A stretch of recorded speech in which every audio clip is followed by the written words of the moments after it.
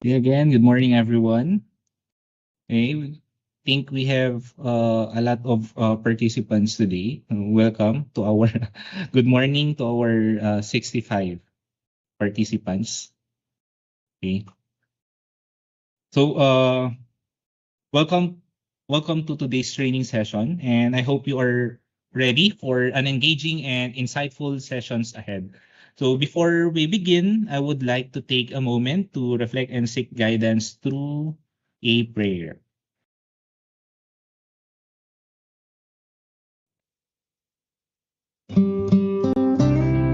Dear Heavenly Father, we thank you for gathering us all today in this important endeavor. We ask that you bestow your guidance and blessing upon each attendee. May we honor one another by keeping an open mind. May we voice our truth and listen with an open heart. Bless everyone present today that each may be able to share his or her contributions and gifts.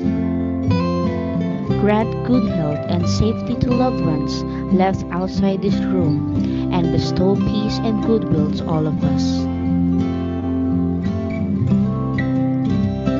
We ask for your wisdom and grace to use our talents for the betterment of others. May the various activities related to this day be a success through your intervention. With gratitude, we offer this prayer in your name. Amen.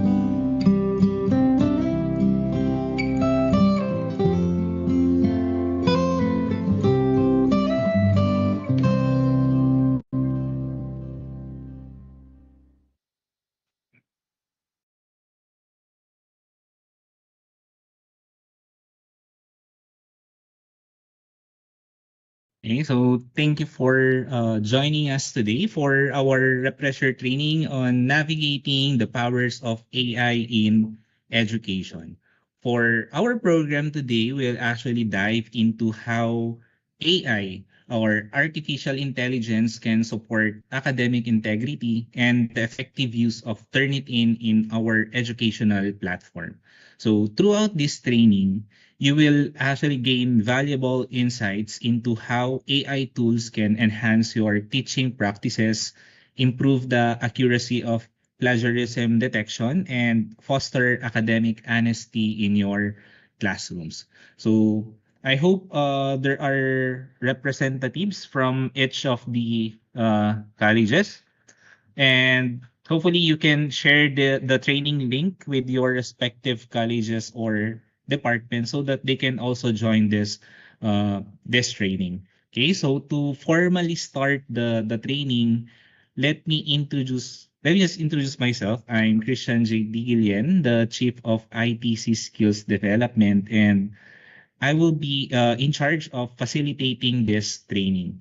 And by the way, if you have any questions with regards to our topic later on, this will be entertained after the speaker's presentation.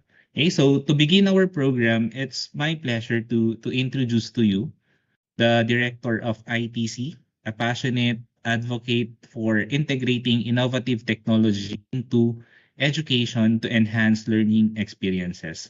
Okay, so please join me in giving a warm welcome to Professor Wilben Christy R. Pagtaconan, who will be presenting the rationale behind this program. Sir.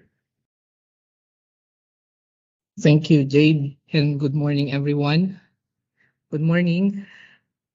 May I request everyone to open their camera if available?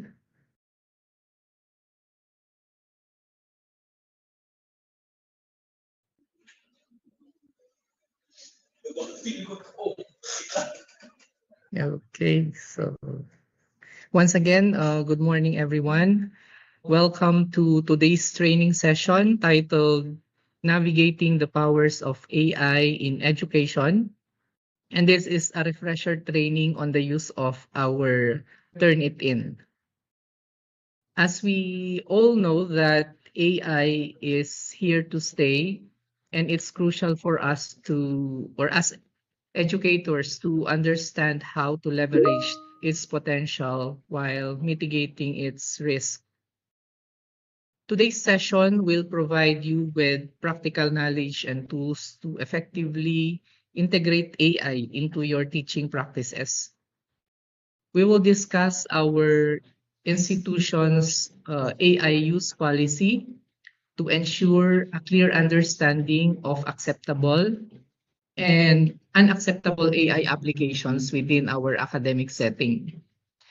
We will also review Turnitin, a valuable resource for detecting plagiarism and ensuring the authenticity of student work. Furthermore, we will learn how to use the Turnitin in our MMSU virtual learning environment. So with this training, I trust that you will all participate, and this training will equip you with the necessary knowledge and confidence to navigate the exciting and evolving world of AI in education. So with that, thank you very much and have a fruitful day.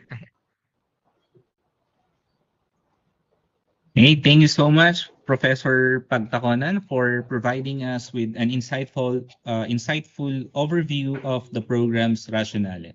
So your expertise has set a strong foundations for today's training. Okay, so I think we are ready to begin now. So for our first speaker, we are privileged to have with us Dr. Ronald Candy S. Lasaten, the Director of Curriculum Development and Innovative Learning. Okay, so Dr. Lasaten will guide us through the university's AI policy and its implication for our teaching practices. Okay, again, let's welcome Dr. Lasaten to the virtual stage. Sir? Good morning. Am I coming loud and clear, Sir Jade? Yeah, Okay yes, ba? sir. Right. Clear po. So, yeah, good morning, everyone.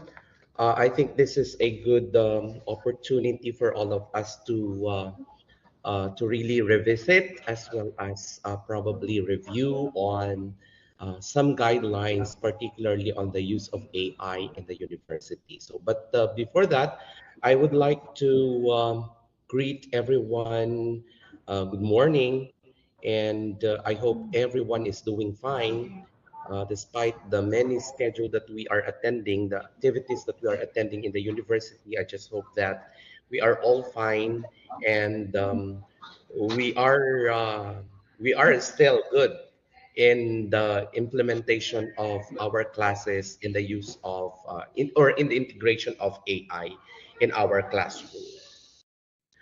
Um, the topic I was given this morning has something to do with the use of AI in teaching and learning. We all know for a fact that there had been a lot of issues about the use of AI in our classroom. And I do believe that even requirements or outputs coming from our students are even sometimes containing AI generated content. And this is where the problem is coming in. Dahil nga madaming estudyante who are not responsible in the use of AI.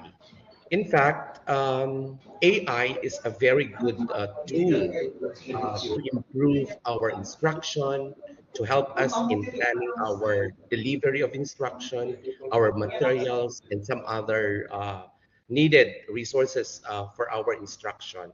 Kaya lang if we abuse the use of AI, definitely this will put us into risk. And this is something that we do not like to happen in the university. So there has been a fast-paced advancement and use of technology in industries, including the education sector. And the benefits of using technological tools cannot be denied. And nowadays, most of the activities in the educational system are driven by technology. Relative to the aforementioned crucial role of technology in education, artificial intelligence tools are known to be powerful tools to enhance the teaching and learning process, right? So, in fact, these tools have the potential to respond to the challenges in education, innovative teaching and learning practices, and accelerate progress towards quality education. Particularly, these AI tools are beneficial to students and teachers, particularly in addressing issues related to inclusivity and equity in education. And it's interesting to note that according to e-learning industry 2019, in the next few years, more than 47% of the learning management tools shall be AI enabled. However, the adoption and utilization of AI in education must adhere to fundamental principles that prioritize transparency, fairness, data privacy, and alignment with overarching educational objectives. Flashed in my slide are um, contributions of AI to teaching and learning. So when we say AI tools, these are tools that we can use. These are popular tools that we can use nowadays to improve our instruction, our practices, and even in the delivery of our lessons. And AI can greatly enhance teaching and learning in various ways. So, pwede nating i-personalize ang learning with the help or aid of AI, right? Paano? AI can tailor learning experience to individual student needs, pace, and learning styles. This can help students stay engaged and motivated. So, if we want our instruction to be personalized, then we can also use AI for that matter. What else? It can also use for adaptive learning. You know, AI-powered systems these days can adapt to student progress, providing even more challenging content when they excel and offering additional support when they struggle, yung mga estudyante natin. We can also use for automated grading and feedback, di ba? Parang ang bilis na rin these days to assess the outputs of our students through the use of AI by simply putting or encoding or decoding, encoding the right instruction. We are able to get feedback from the AI, no? So we can easily give or easily assess our students through the help of an AI generated tool. Then we can improve also learning, or we can use technology, AI technology or software to improve accessibility. AI can make learning more accessible to students with disabilities by providing tools for text-to-speech, speech-to-text, and other assistive technologies, right? That is also to address different needs of our learners. We can also use AI to enhance content creation. It can assist us in creating interactive learning materials such as simulations, games, and virtual reality experiences. No? Ang ganda yung promise ng AI sa atin. No? Because, you know, sometimes we can even use AI to substantiate our instruction, because they could provide us a lot more of information about the content we are providing to our students. We can also use AI for data-driven insights. AI can analyze data on student performance to identify areas where they need extra support or where the curriculum can be improved.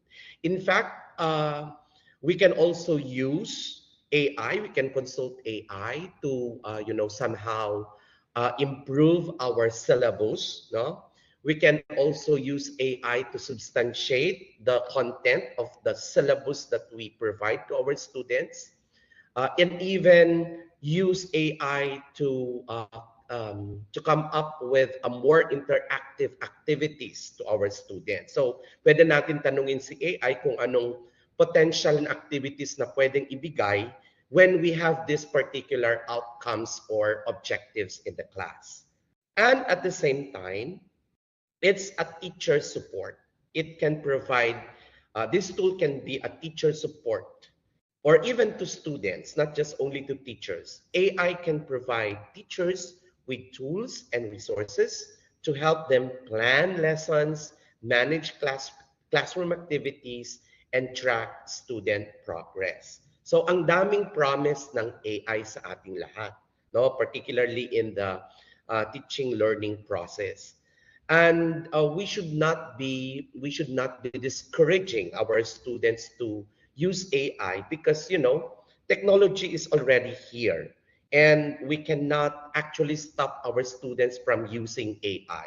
It's just that we need to manage the use of AI because anything that is abused or something that is excessive is not also good, diba? And one of the problems probably that you encounter these days is that yung mga requirement or outputs ng estudyante, especially those that were not done inside the classroom, and we just simply ask them to do it outside the classroom hours, and then we ask them to submit after a week or few days. No? Doon tayo nagkakaproblema, especially so that our curriculum is outcomes-based. Kaya this is the problem that we encounter these days in the use of AI, even in research and even term papers that we require our students to submit. Even reports, minsan, it's already AI generated. And even the way they send messages in our messenger, especially when they ask for excuse from class, makikita mo na siya kung AI o hindi, di ba? May mga experiences tayong ganito na bungad pa lang ng sentence, makikita mo na kung AI siya o hindi. Parang robot yung nagsasalita, alright? But anyway, the university has come up with a guideline. So we proposed a guideline, and this was already approved by the Board of Regents, no? So we established our guidelines for responsible AI use, particularly in the university, so that somehow our students and teachers are guided in the use of AI. So ang BOR resolution number 27 series of 2024, also known as the General Guidelines on the Use of Artificial Intelligence or AI for Teaching and Learning, was approved during the 153rd meeting of the MMSU BOR on July 5, 2024. Right? So medyo pinaglaban natin ang guideline na ito because if I'm not mistaken, isa tayo sa university in the Northern Philippines na merong AI. I mean, guidelines in the use of AI. I'm not just sure if there are also guidelines in other SUCs in the region, but I know for sure that we are one of the universities who have these guidelines, no? Because kailangan ito, especially these days that we are already technologically inclined, or we are using technology in our instruction and even the teaching learning process. All right, so while the university recognizes the potential use and benefits of AI in education, the following guidelines for AI use in teaching and learning uh, are hereby presented para makita natin. All right, next slide, please. So let's take a look at the first this policy now. Teachers are encouraged to support students in the use of AI in teaching activities and assessments and disclose to them its potential use, benefits, and limitations. So we encourage them to use AI, right? We support our students in the use of AI in the teaching activities, right? In the activities and even assessment. We need to tell to our students that there are also advantages of using AI. What AI can possibly do to in the teaching learning process. So, pwede nating i-disclose sa ating mga estudyante ang benefits, but not to forget also to disclose the limitations in the use of AI, right? Sabi ko nga, if there are some what we call advantages in the use of AI, there are also what we call disadvantages. And anything that is used excessively is not good, di ba? Right? So that's the very reason why we are coming up with these guidelines so that all of us are properly guided. Second is we use AI tools and technologies as supplementary tools and align them with learning objectives, curriculum standards, and pedagogical approaches. If you notice, there is this what we call term supplementary, right? So in other words, kumbaga parang add up lang na tool, right? And we use this to align with the learning objectives. So if we find some learning objectives or outcomes um, that are quite difficult to attain, and we think that AI tools could help us attain this objective or outcome, then we could use the AI software or tool, no? Or if we want to use or improve to meet the curriculum standards set in the program where we are in, then we can also use AI, no? Even the pedagogical approaches. For example, yung activity or yung learning outcome mo is supposed to be is to come up with a certain brochure or maybe a flyer or a newsletter, for example, then we can use the AI tool to help us in the making or creation of these outputs. No, so we can even ask some pieces of advice from our AI tools on how to use this, on how to use or create this particular outputs, no? So, yun ang isang benefit ng isang AI din, no? Because it can enhance. But, I have to reiterate that we don't use AI uh, na yun na lang lagi ang ginagamit. We only use it for supplementary tools. All right? Supplementary lang. Third is we use AI to support teaching learning process, particularly in facilitating learning and in attaining program or course learning outcomes. You need to go back to your program outcomes. You need to go back to your course outcomes. And which of these course outcomes do you think could be of where AI could be of great help to you in the attainment of these outcomes? 'Di ba may mga instances tayo na medyo mahirap siyang i-attain. And we need AI, no? We need AI to help us along the way to attain the course outcome or program outcome. Right? That's the third. Natin yung pang-apat. Sir, next slide please. All right. We use AI to promote the development of 6 C's. No? 6 C's: communication, collaboration, creativity, critical thinking, citizenship, and character. Ito yung uh, gamit din ng AI. This could help us in the development of the 6 C's. All right? And then we could use AI to address the diverse learning needs and learning styles of students, right? We all know for a fact that our learners learn differently and they have different needs. And through AI, we can solve these differences, right? And then we can also use AI. So, teachers can recommend readily available and accessible AI tools and digital learning resources for student use. Naglipanan na actually ng mga AI tools, no? May mga ang there are those actually AI tools for personalized learning, like we have the CanMigo AI. We have also the Dreambox Learning.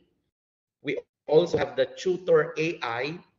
And in terms of content creation and efficiency, meron tayong AI for that. We have the CurryPod, the Magic School AI, Diff 8, and then we also have yung AI for communication and collaboration, yung very famous Chat GPT. We also have the Scolai, right? We also have the FigJam Jambot, and we also have AI for writing and assessment. We have the Grammarly. Di ba? Minsan, pag medyo hindi tayo sure dun sa instruction natin sa klase and we want to check whether our instructions are correct, we can consult AI because, meron naman tayong AI to check its grammar. Then we also have our Turnitin, right? Which can detect also yung originality index, no? Kasi ito na yung problema natin ngayon. Most of the outputs of our students are not original. They are just simply copied from somewhere else. Then we also have the grade na AI for writing and assessment, no? That is also one of the AI tools for writing and assessment. So we can use these tools in our class. We can recommend all these readily available AI tools in our class, right? Next. Right. Ito yung medyo mabigat. Communicate, lalong-lalo dasun sa mga course requirement. But as much as possible, the teacher should communicate openly with students the extent of use of AI in learning activities and assessment. Okay naman na gumamit tayo ng AI. That's not, hindi naman siya masama. That's not bad, right? Facilitating learning and accessing students' outputs and course requirements. But here is the note as a guideline. Course requirements, specifically action researches, theses, yung graduate at saka undergraduate theses, dissertations, special problems, and capstones must not have more than 20% AI-generated content. Yan po ang nasa guideline natin. So, hindi lalampas ng 20% ang AI-generated content yung mga course requirement na ito. I just hope this is clear. Anyway, if we use the Turnitin, if I'm not mistaken, there is a part in the Turnitin where the AI percentage is generated. Nandun yata yun eh. Nakita ko one time, it can also generate results as to how many percent is considered, how many percent of the content is AI generated, right? I just hope makikita rin talaga ito because if we could not see this, then definitely there is problem and risk later on in the outputs given by our students, especially for researches, right? Especially if these researches are published later on. Most of the researches submitted to research journals are actually subjected to Turnitin and even yung mga plagiarism detector, even yung mga dapat na content sa AI. Kaya we have to be careful also in the number of or percentage of AI-generated content. So we have to tell to our students that in the beginning of our classes na pag ganitong requirement, then we have to what you call this, maintain. Dapat 20% or even lower, at least 20%. At least ba? Right. Okay, so dapat pinakamataas ang 20%. right? Hindi lalagpas, in other words, sa 20%.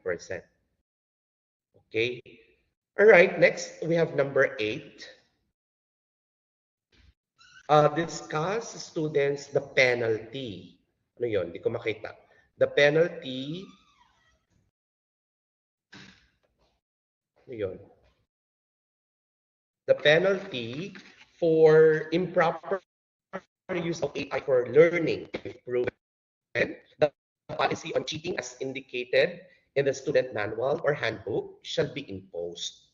Okay, so this must be clear to our students that there is also what we call punishment, or there are what we call actions given to them if they are found guilty of improper use of AI.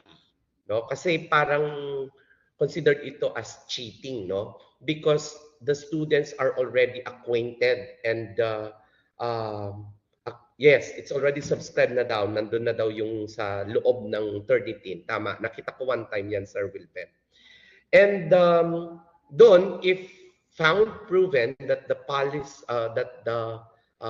there is improper use of AI, pwede nating isubject ang mga estudyante for penalty. No, I think may mga sanctions doon sa loob ng student handbook, makikita doon. But siguro it's a matter of orienting our students so that somehow they are aware na the output should not be more than 20%. Kasi if they are accustomed later on to this policy, they know what to do.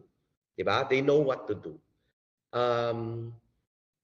Yun lang kung hindi sila properly oriented sa guidelines, then of course they would always make use of that as an excuse. But it's good that I am giving you these guidelines now. In fact, I have given to Sir Jade a copy of this BOR approved resolution, so we could also use this as reference to our when asked about policy on AI.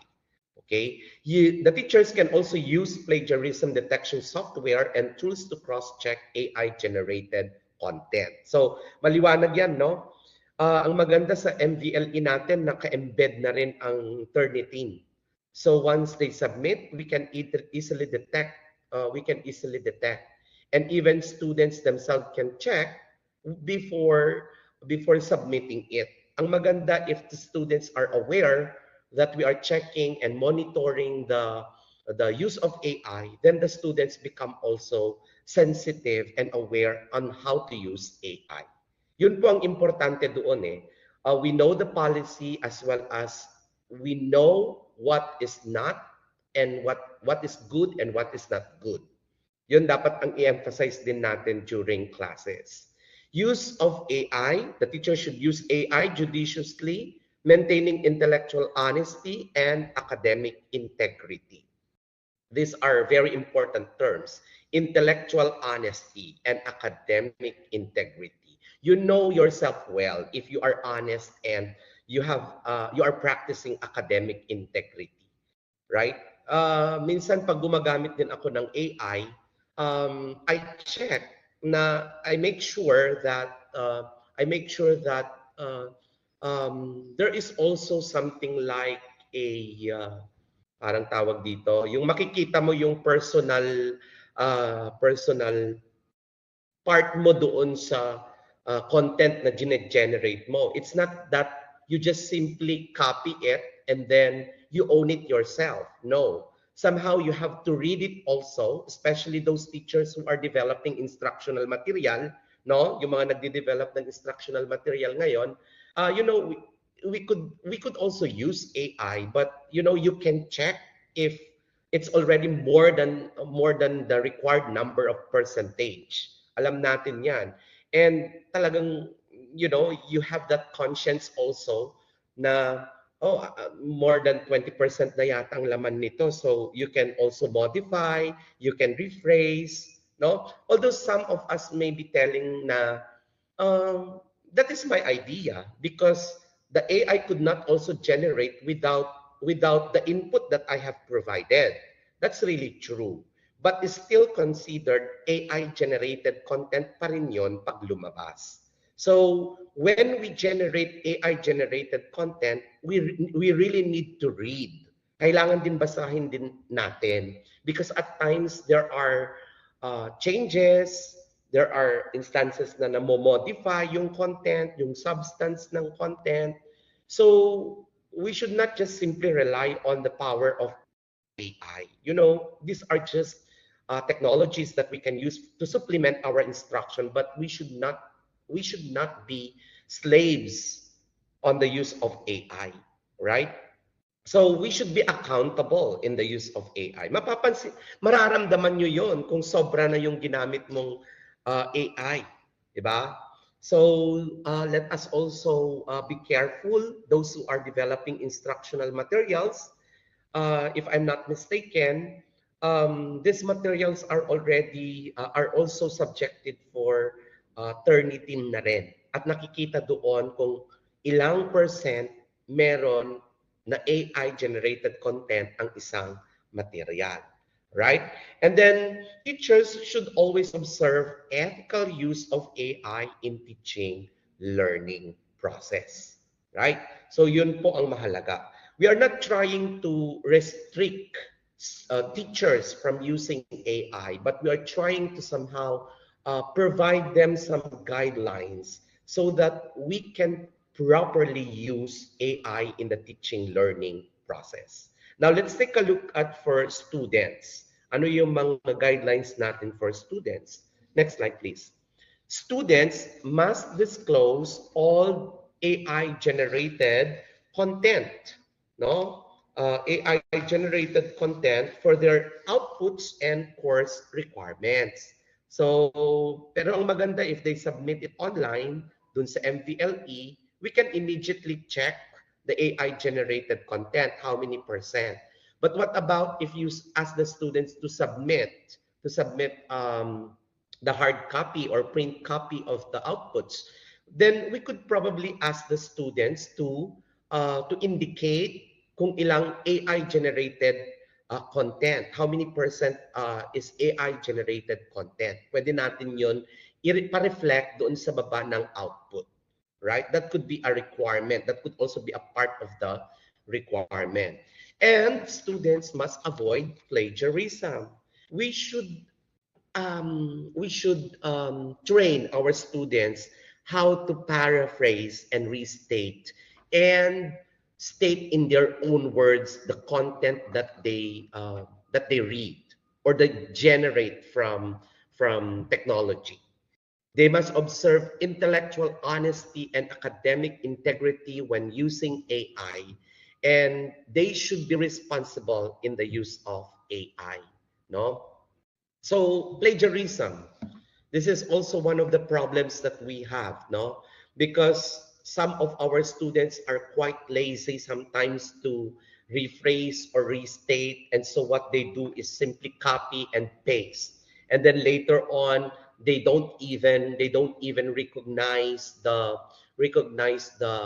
source. In fact, sa plagiarism checker, even in Turnitin, if you don't rephrase or restate the information, it is still considered copied. Okay, kahit panilagay mo doon yung source.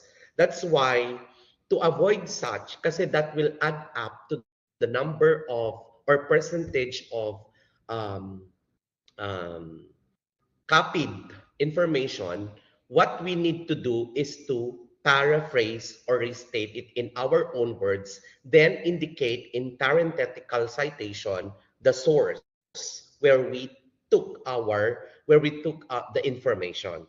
Dapat ganun din ang estudyante, right? And then I think it's more credible din kasi if students would use in their papers such as according to, and then they have to state it in their own words, the information taken from the author or from the book, or kung saan galing libro or information or site yan. And then they should also observe transparency in the use of AI. when collecting data from respondents as part of their course outputs, no, or requirements by providing transparent information about the types of data collected, the methods of data collection, and the intended use of AI tools. So if our students are, for example, required to submit a paper and that they need to gather data from respondents or sample, then they should also be transparent in the use of AI. They should also inform our respondents that they are using AI, no? Kasi sometimes, and most of the time actually, even in Europe, madalas we ask when we are asked to gather data, we need to get consent from our participants, our respondents, and then later on, we tell them also that we are gathering information for the sake of our research, and at the same time, we should disclose that we are using also AI. Ganun din dapat ang mga estudyante. All right. What else? Students should, next slide please. The student should or must observe 20% AI generated content or less for course requirements, specifically action researches, theses, graduate and undergraduate dissertations, special problems, and capstones based on guidelines set for the course. Maliwanag to, 20% AI generated content or even less, right? And then we always observe, they should always observe ethical use of AI for learning. Ito po yung guidelines natin na na-craft, which was actually approved, which was actually approved by the BOR, right? Next slide, please. And to promote the use of AI, ito po yung mga activities ng CDIL and our ITC group so that we can promote the guidelines in the use of AI. So definitely, we can provide capacity training for teachers such as this and support staff on the proper and ethical use of AI in teaching and learning to enhance literacy, AI literacy, technical skills, and pedagogical strategies. So maybe in the next few days, kung meron kayong, if you want a one-on-one training, pwede nating i-contact ang ITC for this matter so that we can have our capacity training. We will also develop and curate resources like flyers, OERs, informative videos for teachers and learners to promote proper and ethical use of AI. Soon we will be sending or distributing brochures coming from the CDIL and ITC group. I will be talking to Sir Wilben para dun naman sa mga walang access masyado sa internet, baka hindi nakita ang ating guidelines or even teachers, we can also provide them brochures po regarding our AI use policy. Then we will recommend AI tools and other digital learning resources readily available for faculty and student use. I do not know, pero ang madalas na gamit ng mga estudyante kasi minsan free din, even teachers, is the chat GPT. But we have some other digital learning resources na pwedeng gamitin. Tingnan nyo lang siguro yung mga AI tools or software na pasok sa inyong panlasa and you think they are more helpful kasi may mga softwares din na nagbibigay ng resources kung saan nanggaling yung information, and I think these are very helpful lalong-lalo na if we are developing our instructional material kasi kailangan natin din i-cite. May mga AI din kasi that do not provide the source. So I just hope you find time to look at the merits of each of these resources that we have. Then procure additional AI tools to be used by faculty and students. But as of now, if I'm not mistaken, yung Turnitin natin is already can already generate AI generated content. Sir Jade, I just don't know how many among our faculty have subscribed our Turnitin na. Do we have data? Ilan na po kaya ang may Turnitin? Sir Jade, do you have Sir, according to Sir Wilben, we can actually register using our institutional email. okay. We Oo. can actually, yeah, we can directly use our institutional email. So, I Yes. think yung .edu na domain will automatically Oo. subscribe to all the features ba, sir, Yes, yes. Para of nakita ko rin Turnitin? 'yon. Yes, Oo. sir. But we'll But try to look into that, sir, kung ilan yes, na sir. yung Can we, yeah, you try to ka-register. monitor kung ilan na ang nakaka-access? Is that possible for us to monitor para at least ma-maximize ang gamit ng AI doon sa portal natin? Yes, sir. We will do that. Yes, thank Thank you, you, sir. sir. And then, ano pa? Ang other institutional uh, provisions. May we have the next slide, please? Yes, there will be continuous monitoring of AI use and use this report as basis for actions and decisions for policy making in instruction. Actually, the CDIL, the Curriculum Development and Innovative Learning Directorate, is still planning as to how to monitor. Pero ang nakalagay kasi sa guideline natin is there will be a coordinator from each college who will be assigned to monitor the use of AI in our respective colleges. And these reports shall be subjected to or shall be reported to our chief, si Sir Jade, ng Chief of ICT Skills Development, which will serve later on as basis for actions and decisions or for even policy making in instruction. Okay? And then, one of our provisions also is the continuous monitoring and supervision of AI technologies to prepare the academic community for the evolving AI technological landscape.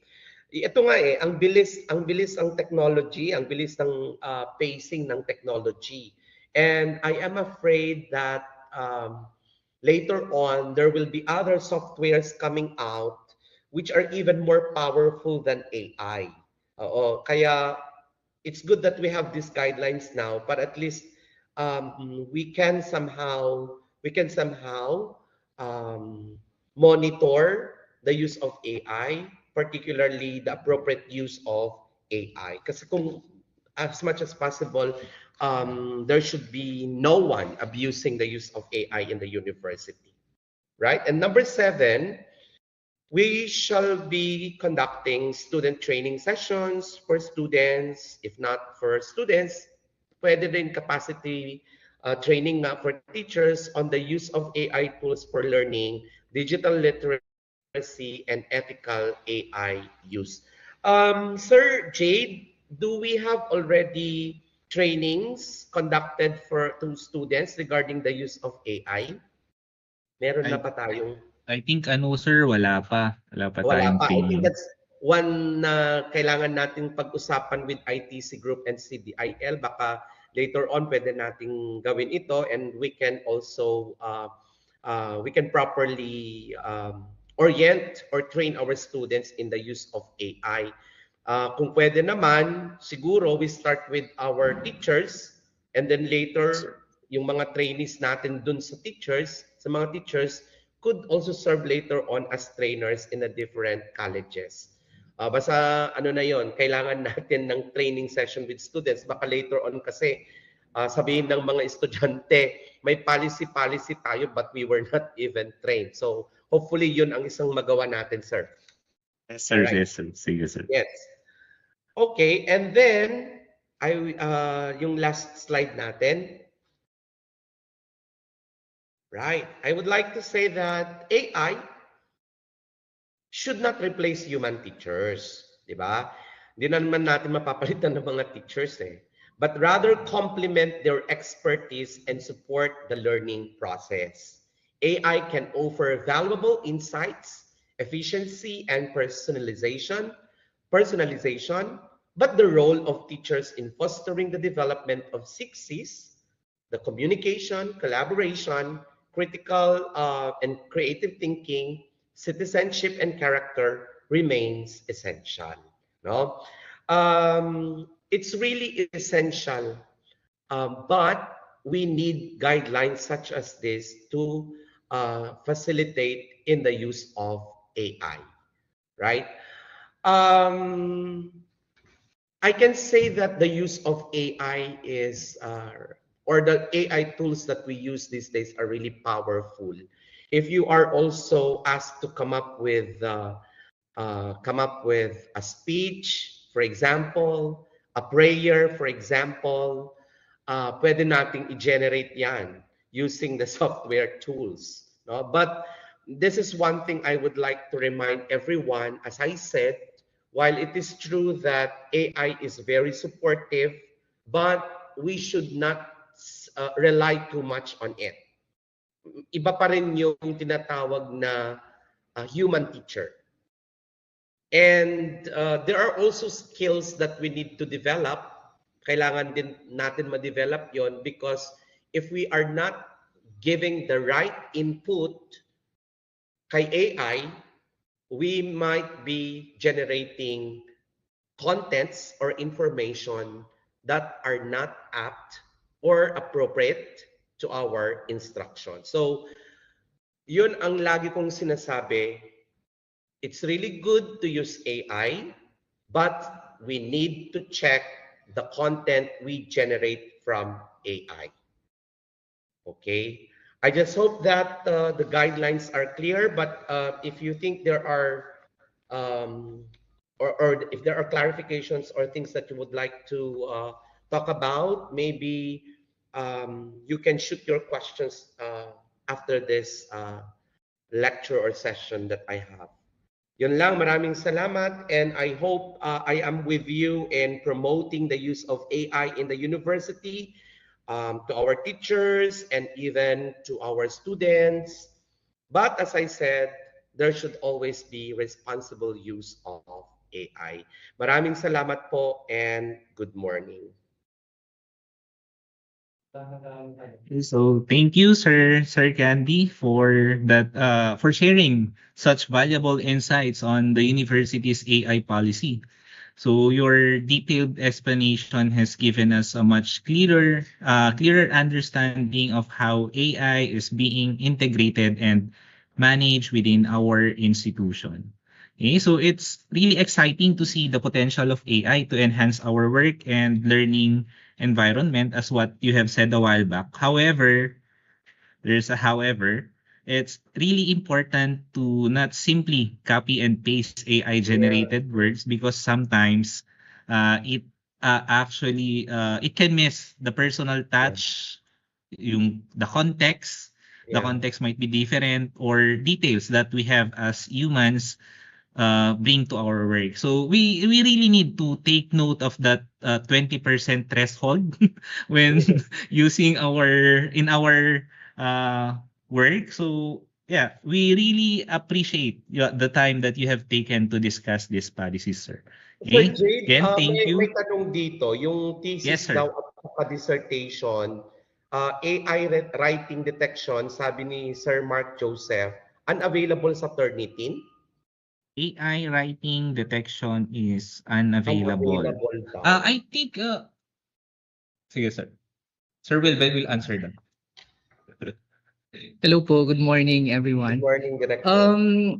We have two accounts in the Yes. university. One is being subscribed by the graduate school, and the one account is subscribed by the main campus, which is managed by ITC. Now, with the AI detection, for the main campus, which is subscribed by ITC, we have available AI detection module. However, we just don't know with the graduate school if they purchased or subscribed to AI detection. Now, if you look at your Turnitin dashboard, once you log in, you can see kung anong account kayo nakalodge.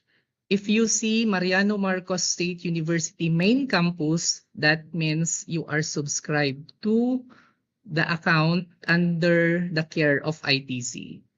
If not, if you cannot see main campus in the dashboard, that means you are subscribed to the graduate school account. Okay po. So for technical support for the main campus, you just email us at itc-support@mmsu.edu.ph. However, in the graduate school, contact the graduate school I don't know, staff or secretary for your account. Ito yun, sir, no? Ito yung naka-flash. Yes, Ito this yung is the main campus. campus account. So you will see the text main campus beside Mariano Marcos State University.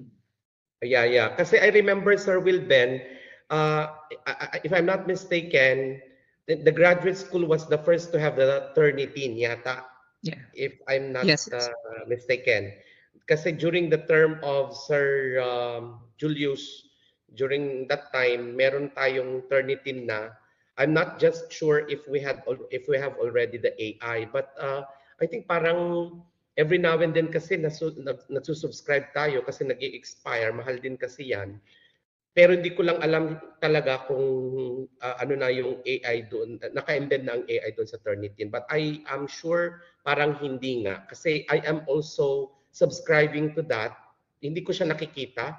But I have seen some accounts ng other faculty, nakikita yung AI. That's why I'm sure that the main campus AI account ang merong AI. Yeah, thank you, sir. The AI guidelines, yes po, Sir Jade will distribute. That's part of our responsibility, ang ITC at CDIL. I-distribute po namin yung BOR approved resolution ng AI guidelines po. Maybe I can share the link while doing the post test later on the chat box, sir. Okay, thank you, sir. DeepSeek daw is the latest generative AI tools. Di ba? Tingnan nyo ang bilis. Di ba? Ang bilis.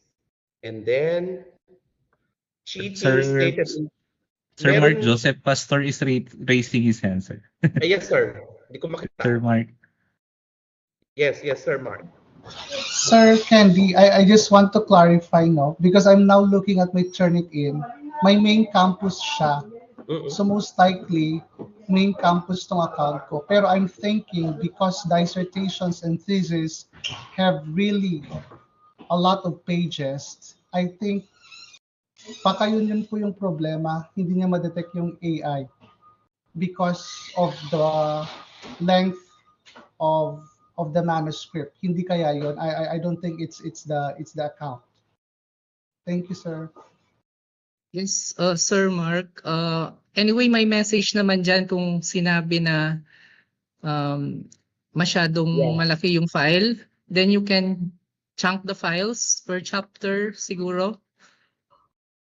Kasi that is the limitation of the one we subscribe for AI detection.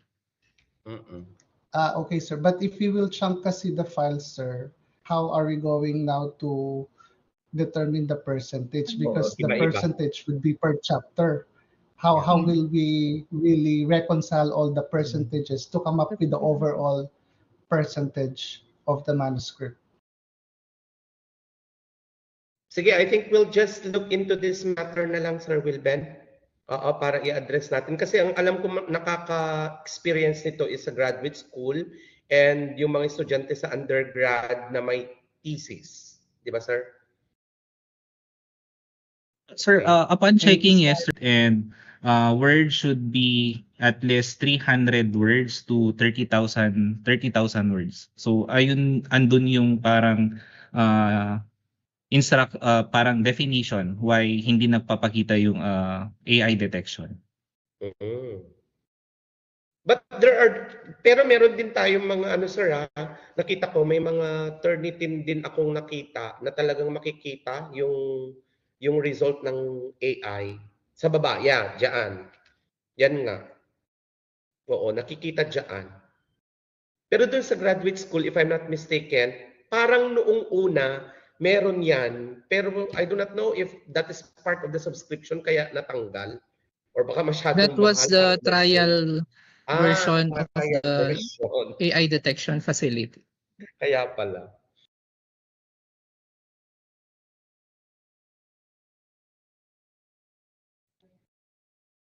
Yung tanong ni Ma'am Marlene regarding policy on cheating, um, considered as cheating pa rin kasi yun, ma'am eh. So hindi pa natin na-update yung ano natin regarding cheating doon sa student handbook, right?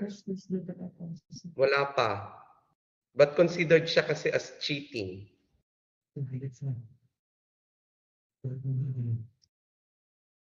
Baba. Regarding the contents of the student handbook po, Handbook. under chapter 5 on student conduct and discipline, there is a section on academic dishonesty which describes or which identifies rather plagiarism as one of the committed dishonesty. So this is by means of submitting a term paper, examination, or thesis writing, and failure to give credit in the footnote or citation for ideas quoted for another. Siguro we can still use this section or provision of our student conduct and discipline under the student handbook.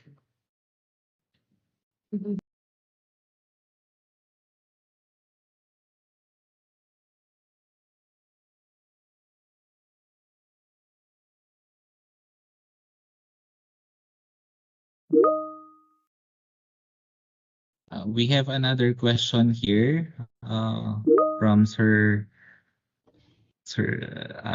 Jerry. I am subscribed to Turnitin through the graduate school. Can I also subscribe using my main campus account? Pwede.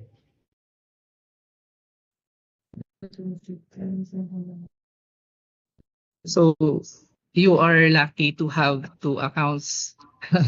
You can use both. You can use both accounts.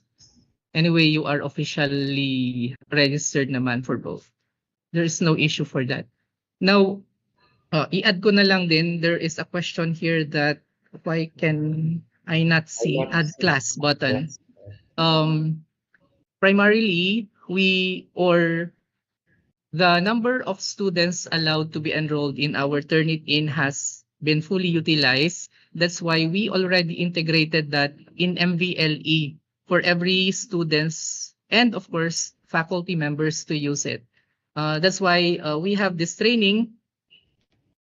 I think that is the third topic for this morning session, which will be delivered by Sir Jay.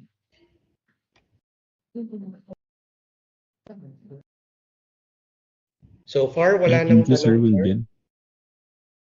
Sige, sir. Sige. Wala na. Alright, so if you want the copy of the viewer approved guidelines at saka clearer ang guidelines natin to our students na pwedeng i-provide, you can access the link or bibigay na lang ni Sir Jade dito sa ating group chat or bahala ka na Sir Jade. Anyway, Yes, sir. I provided I you will be just sharing the link while they are doing the post test later on. All right. Okay. Thank you so much. I just hope you are one with us in the implementation or on the guidelines of AI use in the university po. If you have other questions, you can just contact Sir Jade and Sir Jade will just relay your questions later na lang po. Maraming salamat. Good morning. Thank you, sir. Thank you, Dr. Lasaten. for sharing those guidelines. Okay, so again, I think we are now ready for our next.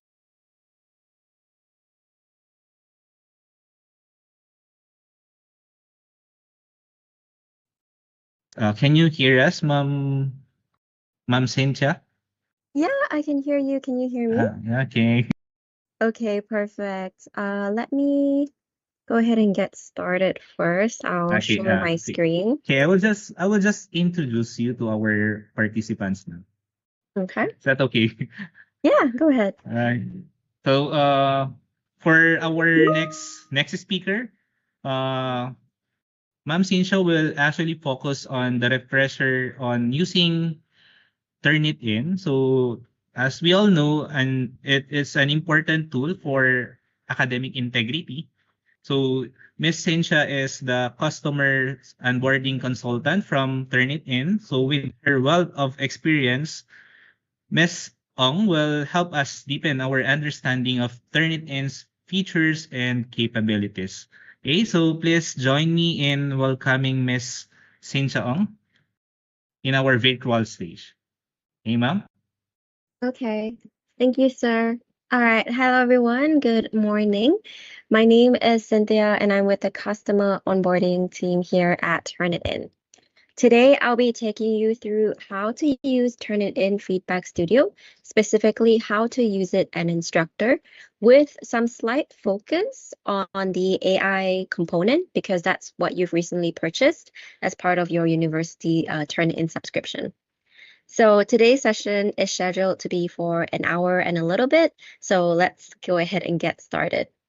Before we begin, I also want to share that I'm actually based in Kuala Lumpur, Malaysia, which means that unfortunately my Tagalog is not very good. I only know basic greetings, so such as magandang araw or kamusta ka. But basically that's it. So if you do have a question, feel free to ask it to me in the chat in English, so that way I'll be able to assist you. Okay. All right. Before we begin, I do want to bring your attention to some of the guides and some of the resources that Turnitin offers as part of your subscription. So at Turnitin, we all believe in education, obviously. So if you are looking to gain some, some additional skills and some additional resources, this is actually a good place for you to look at that. So that's turnitin.com/resources. And when you visit that link, you'll be able to find things such as best practices, lesson plans, and even subject matter expertise. So that's a really good place for you to get any additional content around that. Today's session is being recorded. I believe your university is recording this, so feel free to ask for a recording of this later on. But following up after this session, I will be sending your admin a follow-up email. And in that email, it will contain all the links I'm going to be talking about in today's session, along with some additional ones that I feel will be very useful to you as you start utilizing Turnitin a lot more in assessing your students' work. Today's session is really all about you. So if you do have any questions, feel free to ask it to me while I'm still here in front of you. Otherwise, if you think of a question outside of the webinar, feel free to contact me or my team at this email address over here. So that's seasia-onboarding@turnitin.com. Okay, so to start off with, let's first consider a typical marking workflow. For a lot of us, it may look something like having a pile of student papers that we need to get through in a really short period of time. As we go through this process of marking our students' papers, we might start to ask ourselves one key question, which is, are my students submitting their own original work? Now, to answer this question by yourself can be really challenging, especially if you don't have enough time or energy to invest the proper focus to investigate whether or not your students are authentic in their writing. So this is where Turnitin comes in, and this is where we will help you speed up that process. Turnitin Feedback Studio allows you to harness advanced similarity and AI detection to safeguard academic integrity and accelerate your marking workflow by using comment banks to give specific feedback in a timely manner. And that's all going to be taking place in one platform. To assist you with this, we actually offer you 3 key features. The first one is similarity detection, and that's probably the feature that we are most commonly known for, which allows you to discover any text similarity to help identify potential plagiarism. With your recent add-on, we also now offer you with AI writing detection, so that way you can learn whether your students have used AI to create their work. We also offer you another feature, if you're not familiar with it, called document flags. And that allows you to uncover any intentional text manipulation used to disrupt similarity and AI detection.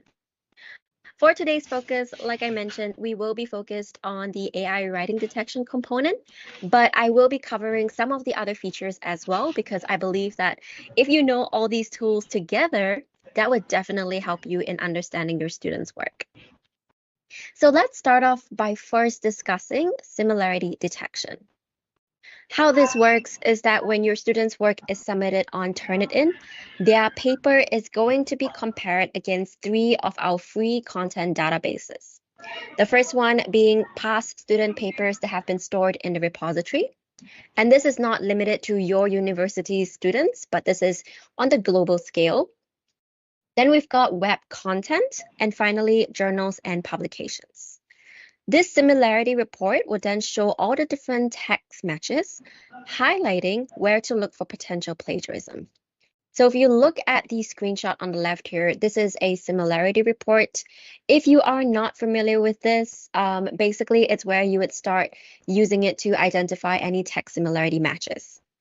If Turnitin is able to find a similarity match, we will highlight it like this. We will give it a color and a number, so that way you know exactly where it's coming from.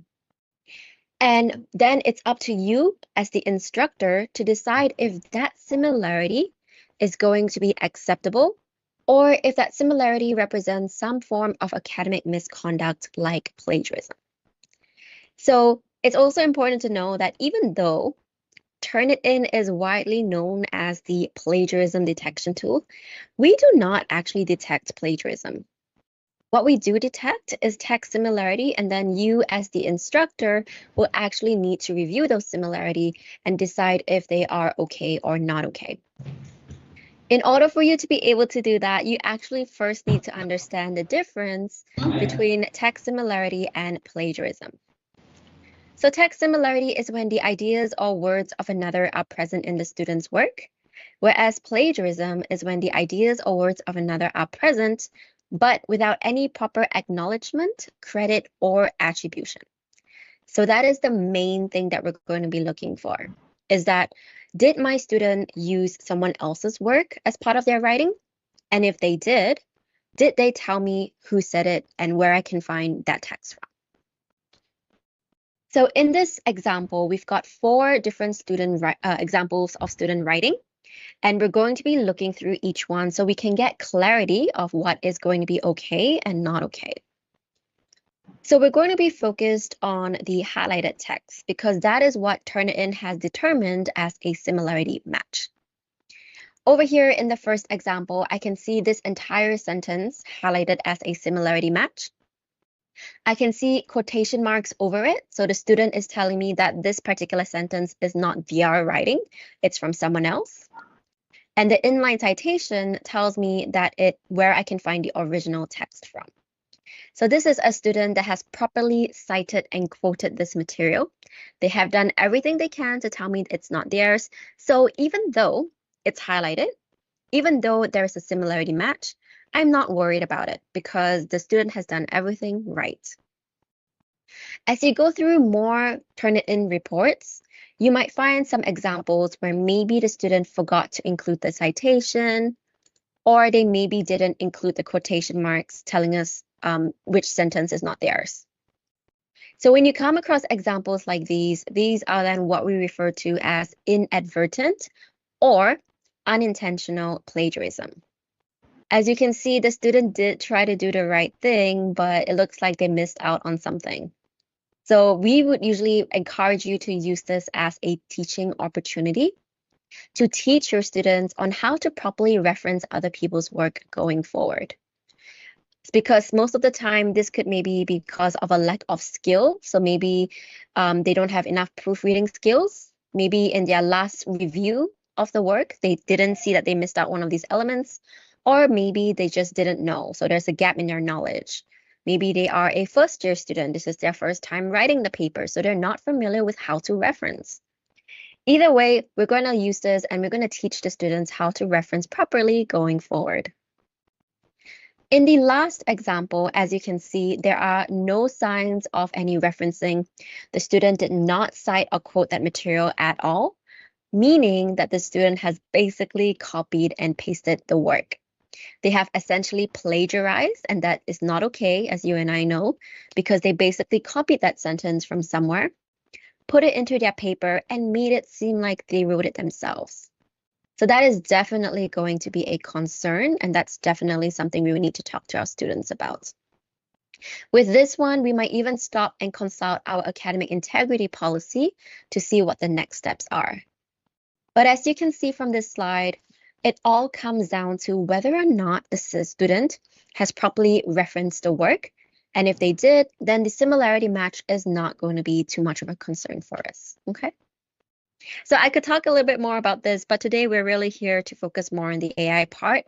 So let's go ahead and now discuss the AI writing detection feature. So the Turnitin AI writing detection feature allows you to identify AI-generated text with Turnitin's AI writing detection capabilities.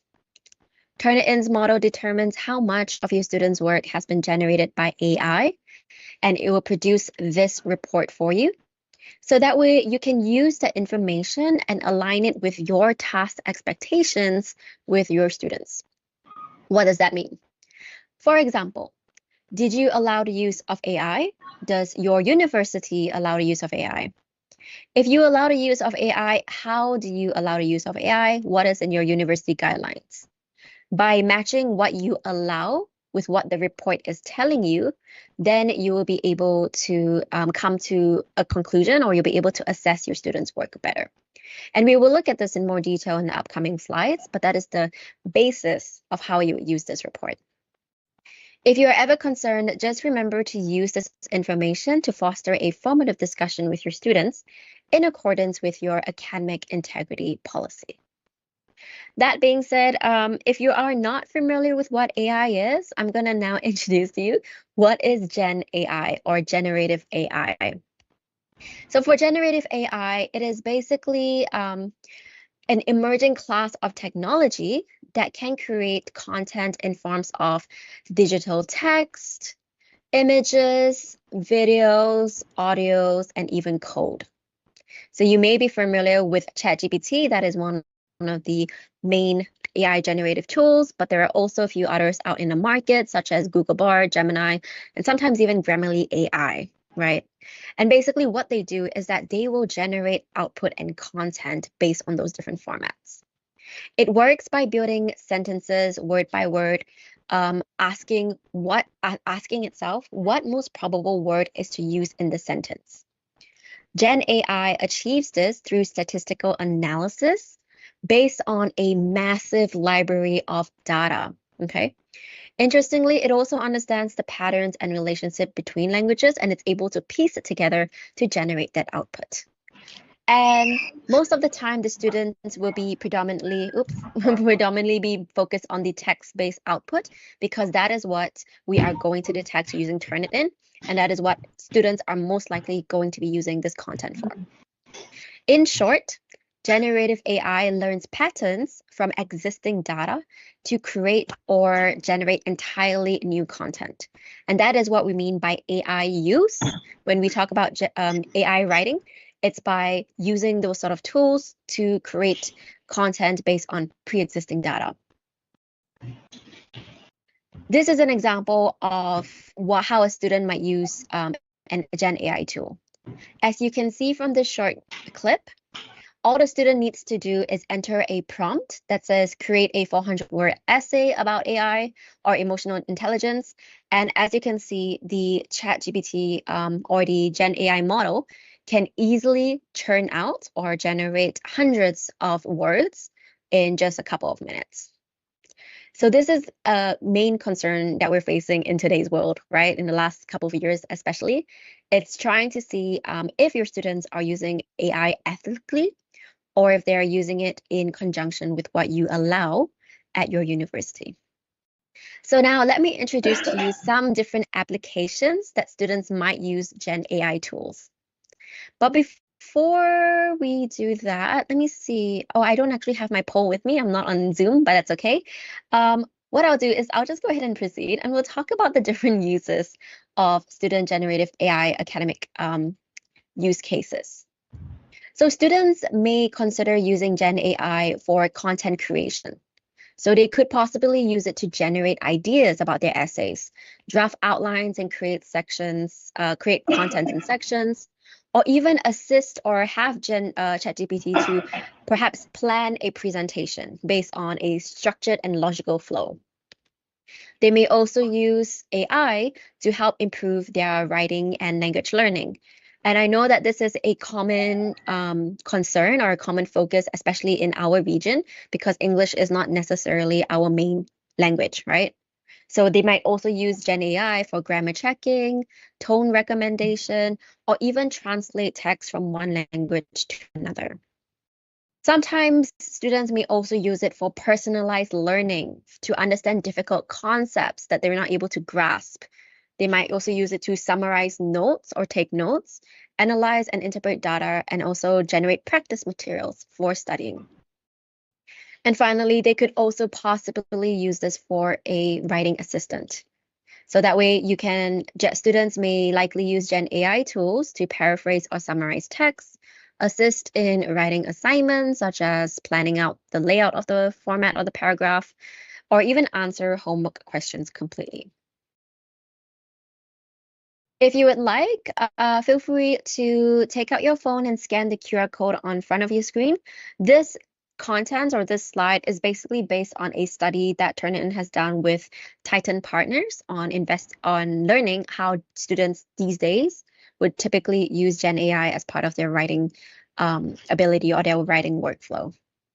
As you can see, this is not just limited to, I would say it's not just limited to generating an entire essay, but there are many ways students can use Gen AI as part of their writing.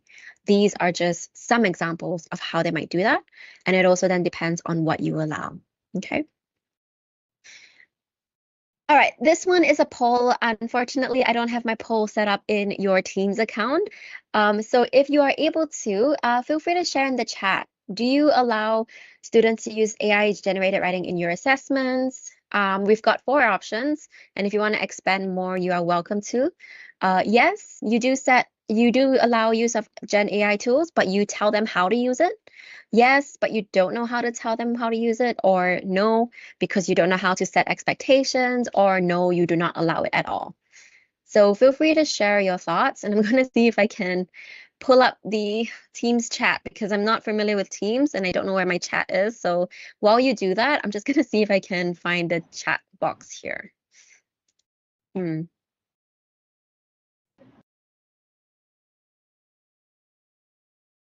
Okay. Okay, I can see one that says yes, and I set clear expectations. Brilliant. If you want to share what your expectations are, that would be really helpful as well. But if not, that's okay. We can talk about it as we go on. Does anyone else allow the use of AI? Do you set clear expectations, or you just like absolutely no AI use in your class? Anyone else would like to share?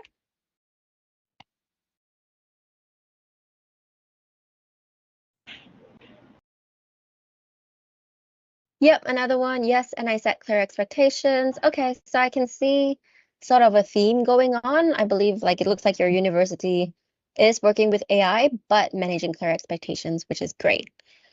So I wouldn't, so thank you guys for sharing. So in that case, that's great. And we'll be able to talk a little bit more about the different expectations that you can set in the coming slides here. So moving on.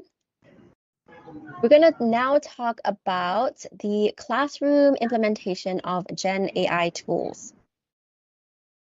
So this is what we would introduce to you as the AI assessment scale. Feel free to take your phone again to scan the QR code on the slides. But this is a skill that that I would encourage you to look at. Basically, if you are still not really clear on how to set expectations with your students, or if you want more guidance on how to do that, this scale is actually really helpful for you to do that process. So here, for example, we'll start off by looking at the first scale, which is no AI. So when we talk about no AI scale, it just means that you do not allow the use of AI to be used at all at any point during the assessment. When you set this clear expectation with your student, that would mean that you are expecting the AI writing report that Turnitin provides you to have a 0% AI writing score. So that's really easy and that's really straightforward, right? So then that's your clear expectation is for the student to score a 0. Obviously, if the student is scoring anything but a 0, then that's going to be a concern. And that's where you would start talking to your students about why they have used AI as part of their writing and why they didn't understand the assignment that you have here. The second level of the AI scale is AI-assisted idea generation and structuring.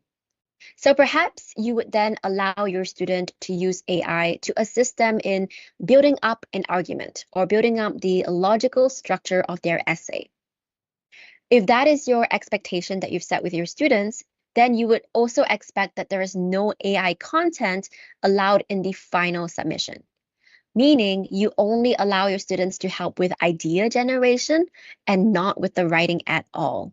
So again, your expectation for this is to have a 0% score with your students writing in the Turnitin AI writing report. And then we have the third level, which is AI-assisted editing. So that means that there will be some AI language being used in the student's writing itself, meaning that you are allowing AI to be used, but the student's original work with the no AI content means completely untouched, must be provided in the appendix. Usually that is the recommended way because that way you're able to do a comparison, right? You'll be able to see the student's original work and then you'll be able to see what the student has submitted with some AI involvement as well. And then that way you can also make your basis of your assessment. You can understand how it's being written and such. But in this case, you will see that the score or the expectation is also 0%. Why is that?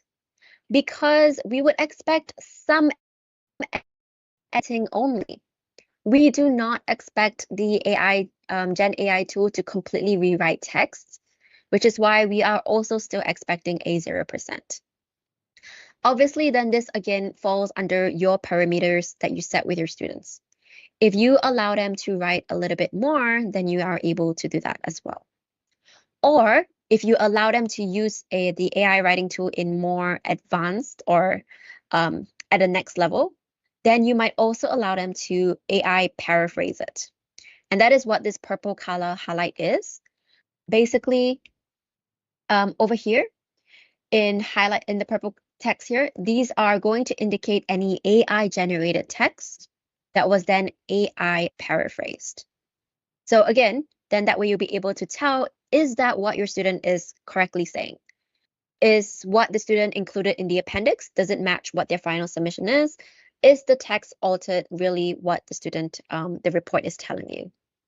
So that is how you would use Turnitin's AI writing report to form that assessment. And then we have the AI task completion, human evaluation, meaning you will use AI to complete only specific tasks in your assessment.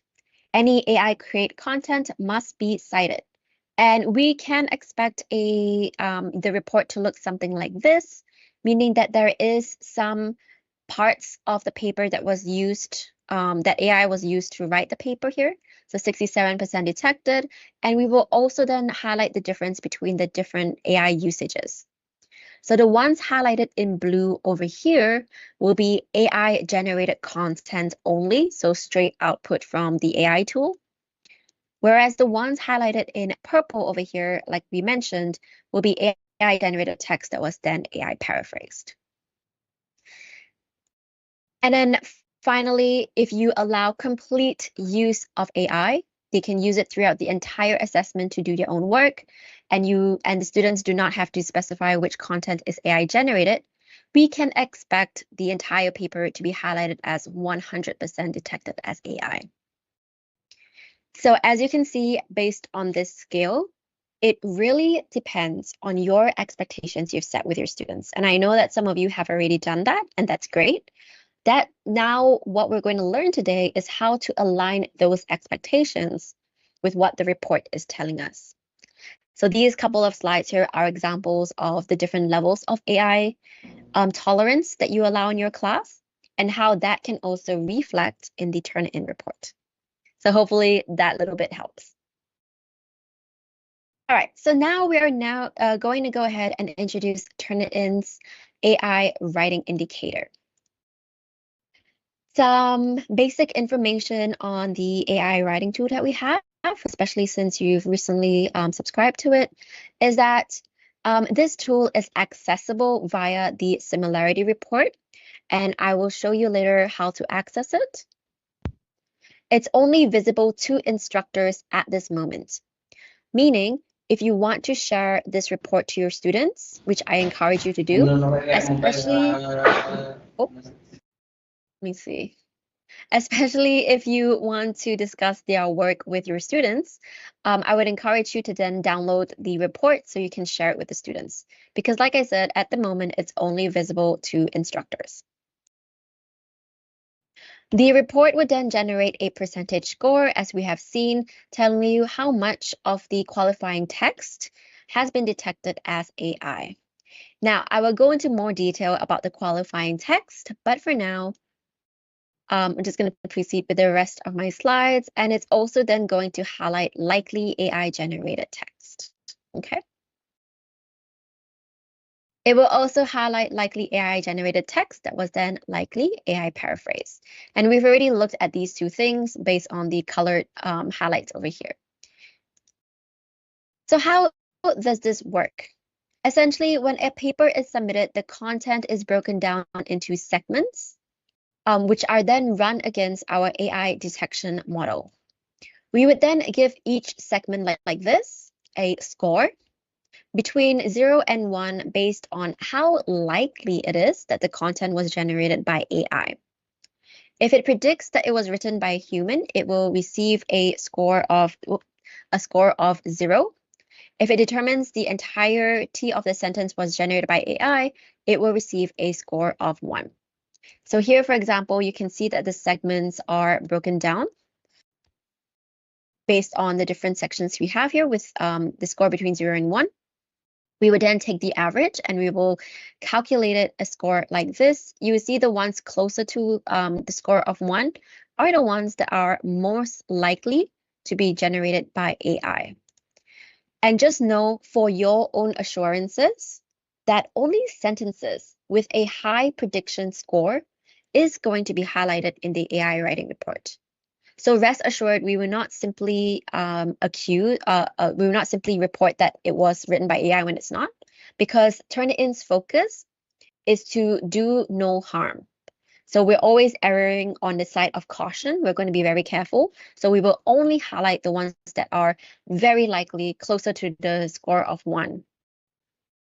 Still, we do acknowledge that sometimes there are some examples where false positive occurs, and in that case, that's why we always encourage you to use this report to form a discussion with your student, rather than using this report as a punitive tool to penalize your student, okay? And we'll discuss this a little bit more as well as we go along, but that is our core focus. Like all of the other Turnitin tools that we provide you, we're not aiming to police your students. We are aiming to allow instructors to understand their students' writing, so the instructors can make their own judgment.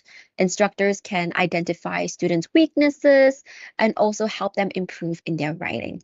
So we're not so much of saying this is bad or this is good. We're just showing you what is happening so you can understand the writing itself.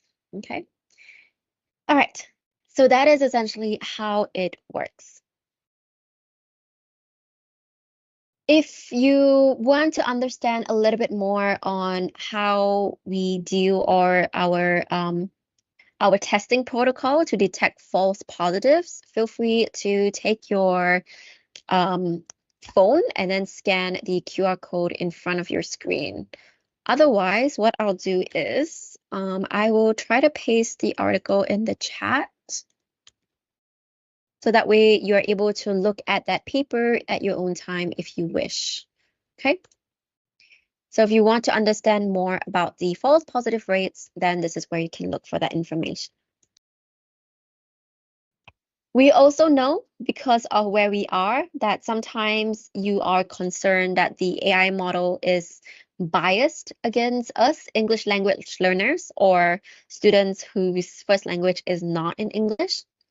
So again, if you are concerned about this and you still want to know how Turnitin manages or deals with that, we have an entire white paper that talks about it.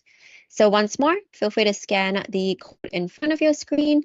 Otherwise, I'm just going to copy the link and I'm going to drop it in the chat again for you. Okay. Okay. All right. Next.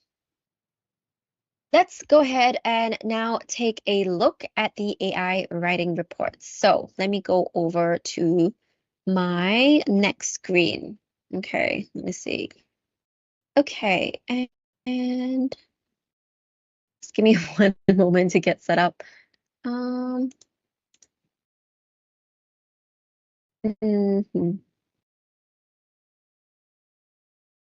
Okay, so this is already the screen here. Hopefully you can see that.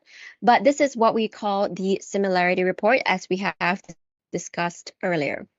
I will not be spending too much time on the similarity report, but I do want to show you how to access the AI writing report once you're in this space. So once you're in the similarity report over here, you will see the AI writing indicator on the bottom right. So in order for you to access the AI writing report, you simply need to click on this icon. And that will generate or launch the AI writing report that we see here.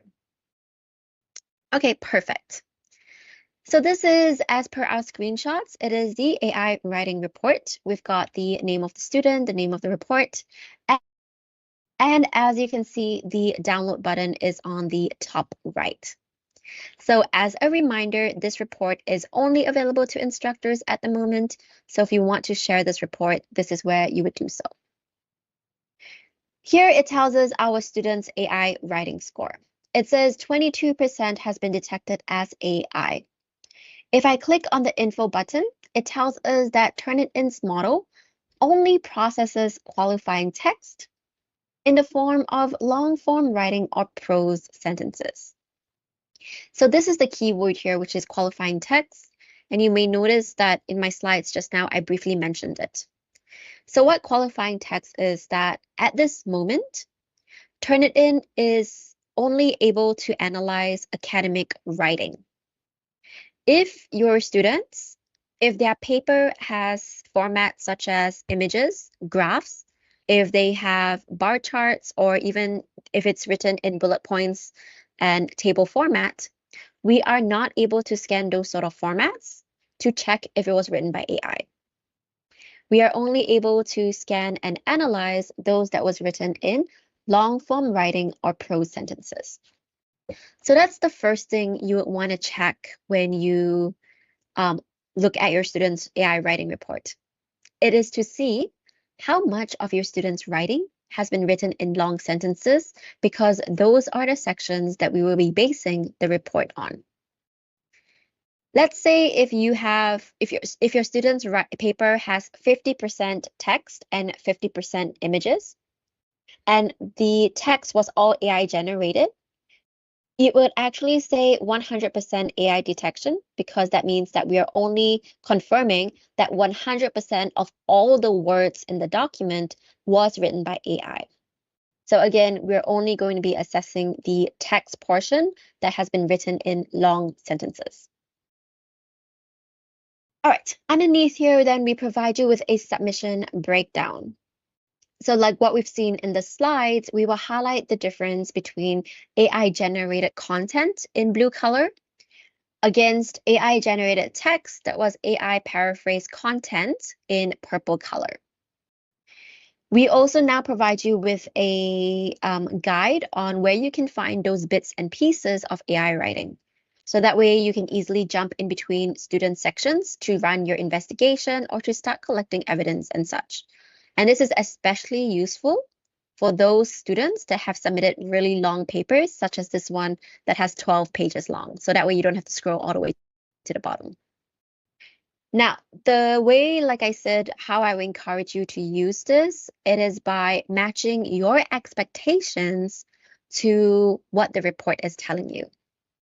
So like I said, or like we've gone through, if you do not allow the use of AI, then obviously you expect this at 0%. Or if you are someone that says, okay, you can use AI, but you can only use it to maybe help you with your structuring or your simple idea generation, such as you can use it to write your introduction and you can use it to write your conclusion. If that's the case, if you tell your students they can use AI for introduction and conclusion only, then you would expect highlights at the start of the paper and at the end of the paper. If you see anything else in between, then that's going to be a concern for you because that goes against your instruction. So this is how you would use this report. It is by aligning what you expect or what you allow with what the report is telling you in the end. Okay. I will give another example here since I'm in this space. Let me skip over to this end of the section. So if I click on this block of blue color text here, what it does is that it pulls me straight into that area. So now I can look at this area and I can run my own investigation. I can start checking the content or the work as well. So for example, if you are also an instructor that says something like, you can use AI, but you can only use it if you tell me that you've used AI by writing citations and such, then maybe this highlight over here that says Open AI 2024, maybe this one is going to be acceptable for you because that is what you allow your students to use AI for. Whereas the other ones that have been highlighted in blue with no AI reference that goes against your instruction, those are the ones you should be worried about, and those are the ones you should discuss with your students. So that, again, is how you align that, that information. Okay, I've got a comment here for our university's AI policy, course requirements, specifically action researches, theses for graduate and undergraduate dissertations, special problems, and capstones must not have more than 20% AI-generated content. Okay, so that's great that you have a policy in place. I will say that for Turnitin, if the AI score is less than 20%, you may already notice this as you have started using the product. If the AI score is less than 20%, we will not display what the percentage is. Meaning, if it's less than 20, we would not say it's 17% or 10% or anything like that. And the reason for that is because we have found, based on our 1 year usage of being on the market, is that most instructors or most institutions, they don't find any value with a score that is less than 20%. So that's why if it's less than 20%, we will not show you the exact score. So that, in saying that, I would just say that if you do see your student's paper that has like a dash symbol, it simply means that they fall within your parameters. It simply means that they are less than 20%. Okay?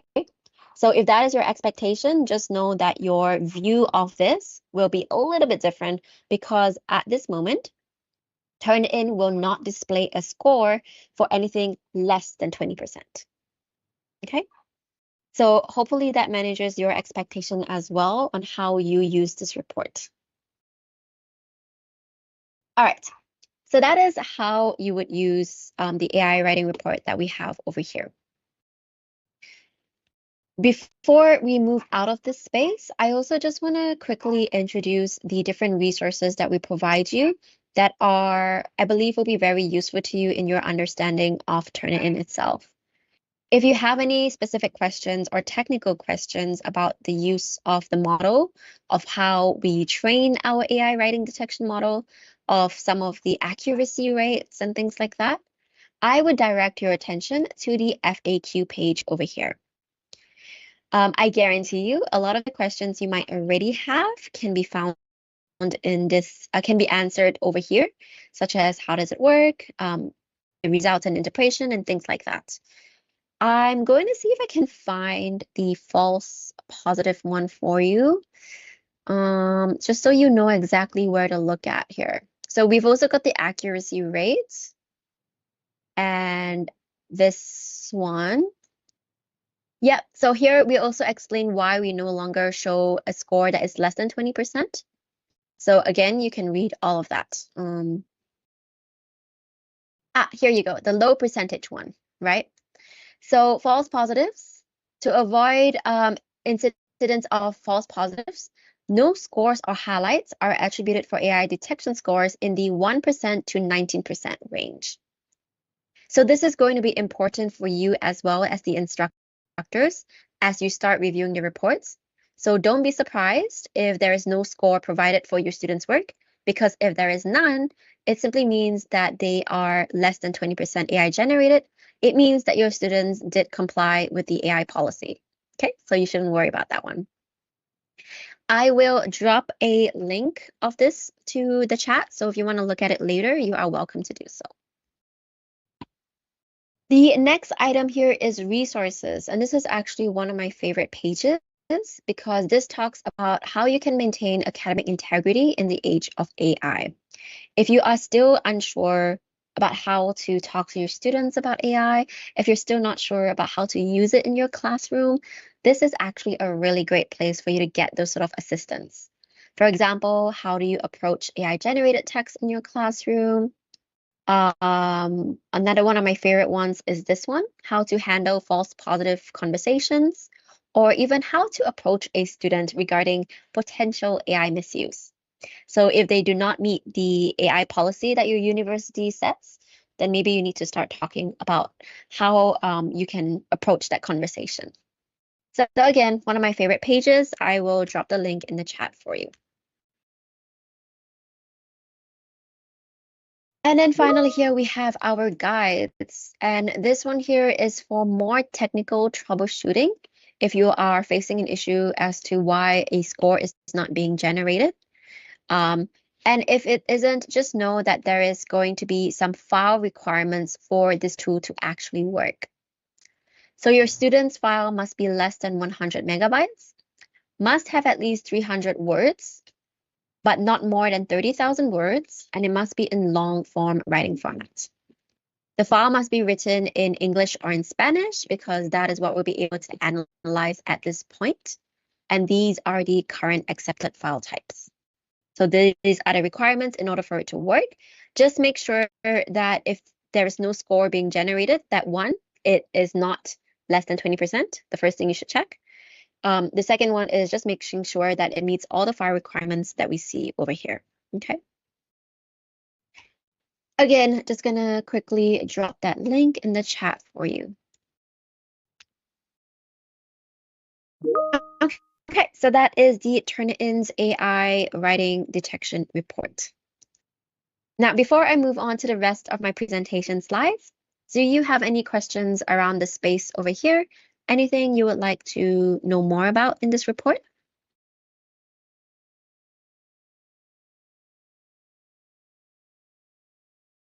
Nope. Okay, I don't see any questions. All right, in that case, I'm going to go back and we're going to move on to the rest of our slides here.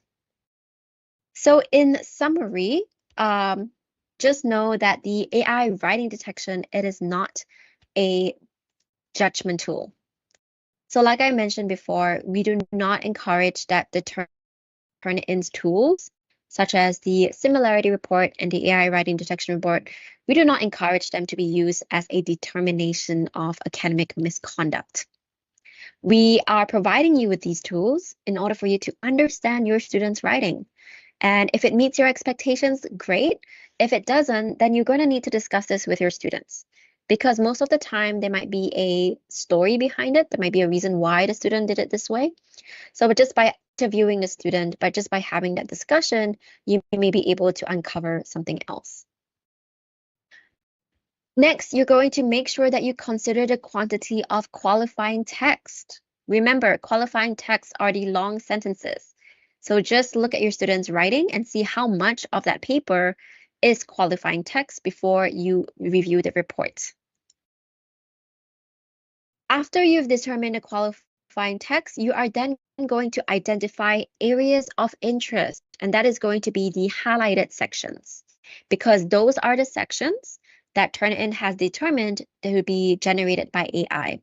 So you're going to look at the highlighted sections as areas of interest, and then you're going to start looking at other clues that exist in your students' work to bring it to a discussion with your students. So for example, if you do not allow the use of AI, or if you limit the use of AI, but somehow Turnitin is telling you they've used it, what you can do is start looking at the highlighted section. Start collecting evidence and clues to see if AI was indeed being used. And the reason why you need to do this is so you can start building up your case, and then you can bring those discussion points to your students and tell them, yep, I agree with what Turnitin is saying because I see that this has been done, so on and so forth. Now, you might start asking me, okay, Cynthia, you were telling me to identify clues and collect evidence, but what sort of things am I looking for? So this is where we move on to the additional evidence part that you can use to uncover AI use. And this is going to help you understand, especially if you are only allowing it for certain tasks in your classroom work. The first one you can look at is text manipulations. And this goes back to my initial slides, which is the document flags. If you remember one of my earlier slides from when I started, there was like a 3-point feature, which is similarity detection, AI writing detection, and document flags. Document flags feature would definitely help with this uncovering of text manipulations.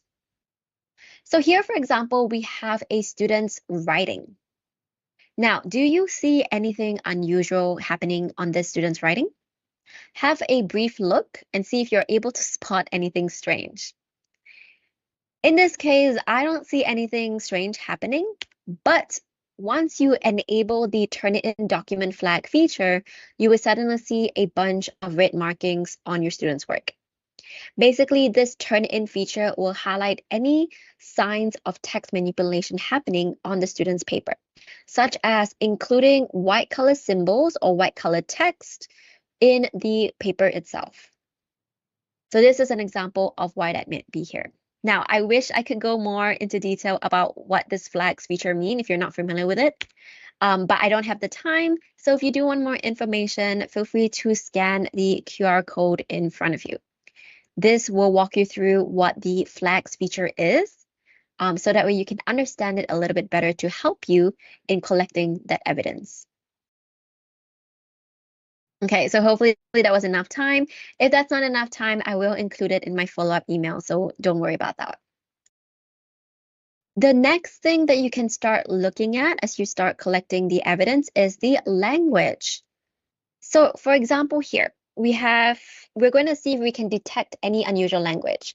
So aside from just trusting Turnitin when it highlights a section, you also need to start analyzing the content the student has included. So here, for example, I've got a snapshot of a student's particular piece of writing. And I can see that there are some unusual words being used, such as antioxidants in apples, exceptionally quercetin, lowers cholesterol intensity by tethering to fatty molecules, and tandem to make apples a useful friend in conserving a fit heart. Now, if you read this text, have a think about the sentence structure. Have a think about the writing. Does this sound like what your student would normally write as their part of the paper? Is the language being used a little bit strange or a little bit abnormal? Here I have an example of what the original work is supposed to be, but it looks like the student has basically changed a bit. And you'll see that the highlighted sections here will respond to what is strangely written at the top. So the one that maybe makes the most unusual impact is the last sentence here. So the last sentence appears to be makes apples a valuable ally in maintaining a healthy heart.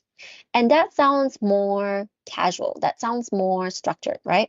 Compared to what the original highlight was written by AI, which is to make apples a useful friend in conserving a fit heart.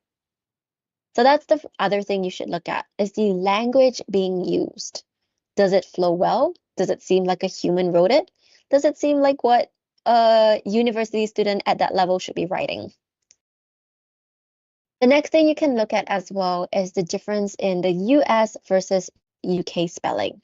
So for example, we've got two different types of spelling of flavor, one with a U and one without, because that's between US and UK.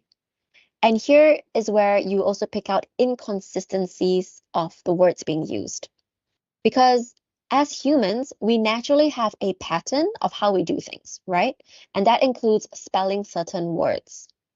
If there is a mixture of this kind of spelling and a different kind of spelling, that could mean that at some point, the student has copied the text or they have relied on a tool that uses a different spelling as part of their work. So that's also another thing you need to look out for is the difference in spelling. The next thing you can also do is pay attention to formatting. So here you can see two different types of formatting, different font sizes, different spacings. You can see between this section over here, it is very different to this section over here. And the reason why you want to pay attention to inconsistent formatting is because between you and I, as you know, students sometimes are careless. They might just copy the output from the AI tool and they paste it into their work without paying a lot of attention to the formatting of the words being used. So this could be another sign of AI usage. Sometimes students may also include prompts. So here, as you can see, this is a prompt generated by the student. Here is what we've entered, create references to go with the above in APA format. And the output, which is ChatGPT, has told us, certainly, here are the references for the essay, blah, blah, blah, in the format. And you will see that the student, again, has just pasted it directly into their work without paying attention. So if you see certain words like this, then that's also a clear indication that the student has basically used AI as part of their writing.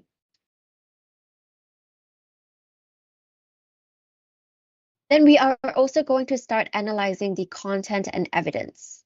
And the reason why we do this is because as lecturers, as instructors, you are in the best position to analyze the students' work. You are the subject matter expertise, right? You know the subject like the back of your hand. You know what sort of journal articles are being used. You know what sort of, whether the content is factual or not. So here is where we start to really dig down and look at the content that is included as part of the student's writing. So for example, here we have another example of hallucinations. If you don't know what hallucinations are, it is basically the tendency of the AI writing tool to generate incorrect or fake information. Again, because Gen AI tools are based on searches and volumes of text and databases, right? So not all the text that they analyze is going to be correct. Sometimes if it's not correct, they will give you incorrect information. So here, for example, we've got a text that says apples have the lowest glycemic index of any fruit. If you are an expert on apples, you would know that that is not correct. So that is what we mean by text hallucination. It's now where we analyze the content to see if it's real or not. Another thing you can look out for are lacks of quotes and evidences. So if the AI tool is not able to generate a source for you, here, let's say this is the similarity report, and the similarity report is telling you that this is a similarity match to another source. If there are no references accompanying that highlighted match, like what we've seen just now at the beginning of the stage, that is already a concern for us, right? Because that's considered as plagiarism. But this is just another informational thing that you can look for as you start trying to find evidence to back up your claims or your suspicions that the student has used AI as part of their writing. It's just that if they don't have any quotes or evidence, this is one of them. They may also be inclusions of invalid sources. So like I said before, AI tools, they don't necessarily do a good job of relying on actual journal articles or actual research. So if the student has relied on AI to help generate this, they might also accidentally include invalid sources. As you can see, the paper about apples, the first source talks about the apple, the fruit. But the second source, which was AI generated, is talking about the Apple Watch. Very different terms of apples. So this is what we see in this case here. All right, to conclude this, I think my slide's a bit out, but it's okay. As summary, this is what you'll be looking at. Text manipulations, you would check for hidden text and replace characters. For language analysis, you're going to look for any unusual word choice or phrasing, inconsistent spelling or grammar here as well. Formatting, we're going to look at the formatting of the inconsistent layout or fonts, or if there are any inclusions of prompts from Gen AI tools. And finally, lack of quotes or evidence, invalid sources or citations, inconsistent referencing styles, or even hallucinations or false information. So that is what you're going to be looking at when you analyze the report as well. And always remember that you need to consider the task expectations you've set when finding additional evidence. So always align it to what you have told your students you allow or what is part of your university's policy. Now, what do you do next when you find that the student has used AI in a way that you don't allow? This is now going to break down the process of approaching a student regarding potential AI misuse in 7 practical steps. And this is basically just a suggestion. If you have your own system already, just remember this is just general guidance. I would always encourage you to consult your academic integrity policy. Each university, each institution has different ways to handle this. So I highly encourage you to check your policy first. But this, what we're sharing here today, is simply a guideline on how we would approach it or how we would suggest instructors approach it. So the first one is to collect clear and definitive documentation. So what I've just talked about, all those items you can start looking at in the AI writing report. Start building up your case so that way you can present it to your student. Once you've collected the evidence, you're going to start creating a plan for the conversation. I always encourage you to approach it in an open way, meaning have it from a formative discussion point of view. We don't plan on simply accusing the student because that's a very severe accusation, right? So we always want to approach it in the form of a discussion, saying, hey, this is what Turnitin is telling me, and I agree. What do you think? Why is that? You know, start approaching it in a conversational manner. Then we will start considering the possible outcomes prior to the meeting and always encourage collaborative thinking in this case.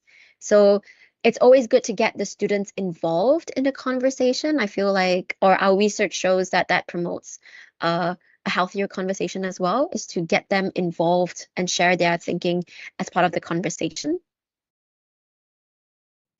Our tip here is to focus on documentation rather than emotions. So that's why we need to go with the first step, right? To collect the evidence. So that way we are going to form our discussion with what we have found rather than what we are feeling in that moment. We also encourage you to try to be empathetic. Most of the time there is a story or a reason behind why they've used AI, maybe pressures or things like that if they have decided to use it out of line. Or maybe even they just weren't paying attention in class and they didn't hear you say how they can use AI. Okay, so that's another thing you can look at. You might then choose to encourage student reflection. Have them think about their work, Have them think about how they have not met your task expectations, allowing them to reflect on the work that they have provided. Then you're going to need to decide on appropriate next steps. This could be maybe asking them to rewrite the paper, having them go through the process again, and then running through the report once more. It could be escalating it to someone within your academic integrity team. It could be getting them to work on another assignment or getting penalized by a grade, things like that, right? So decide on the appropriate next steps. And finally, make sure that your students know what help is available to them. Make sure they understand the task assessment, because at the end of the day, we always encourage you to let your students know why you are allowing AI in that way and why it isn't. So ensuring that your students know how to use AI in an ethical way, ensuring that certain resources are available for them if they are ever confused, that will always help them as they move along in their writing journey. If you need more additional information about this step-by-step process, again, the QR code is in front of your screen here if you would like to know more. Finally, this is our last bit of the puzzle, so solving the AI writing puzzle. This is what we encourage you to do. So the AI writing report that Turnitin provides you, it is just one piece of this entire puzzle. It's not the sole determination of whether or not your student has used AI. Here you can see through all the different types of things that you need to consider as you look at the report, such as adopting a new grading mindset. So this one is a big one too, which is to evaluate your prompt using an AI rubric. So start setting your assignments to be a little bit challenging for AI tools to generate good output for, things like that. And if you're ever interested in any of these ones, you can click on each ones from the link, and that will bring you to that specific article. But like I said, the Turnitin AI writing report is only one piece of the entire puzzle itself. There are so many other things you need to consider. There are so many other ways that you can use to have a bigger picture of your students' writing in terms of AI. All right. Finally, in the last section here, if you need any additional help, aside from all the resources I've shared with you today, this is also additional ones here. And this is not just limited to AI, the guides page. That could also just be simple usage of the similarity report, how to add classes, add students, basic formats like that. That will all be available for you as well. So let me see if I can show you the guides page. I always feel like it's valuable for this.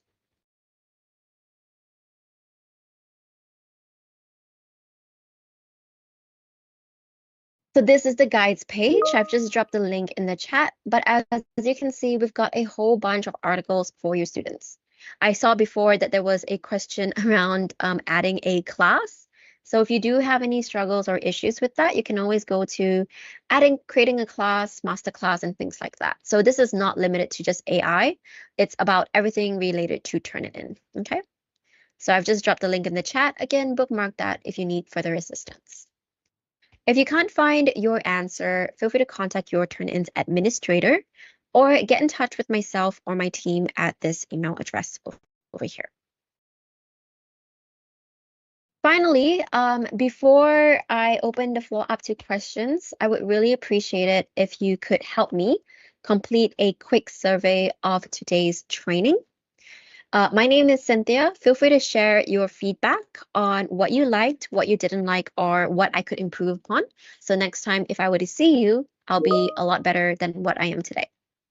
This also helps me with my performance review. So if you could take maybe 1 or 2 minutes to complete that, that would be really helpful. And it doesn't have to be a positive review. As long as you respond to it, that will help me understand my weaknesses and improve as well. Okay. So I'll leave you with 1 or 2 minutes for that. Once you're done with the survey and you have a question, feel free to type it in the chat so I can answer it.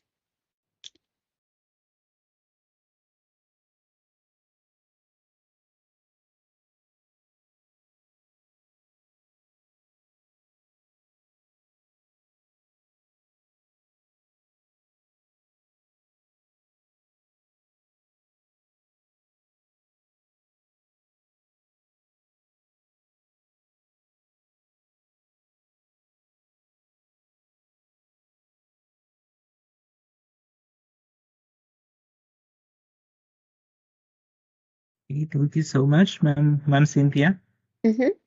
for that informative and engaging session.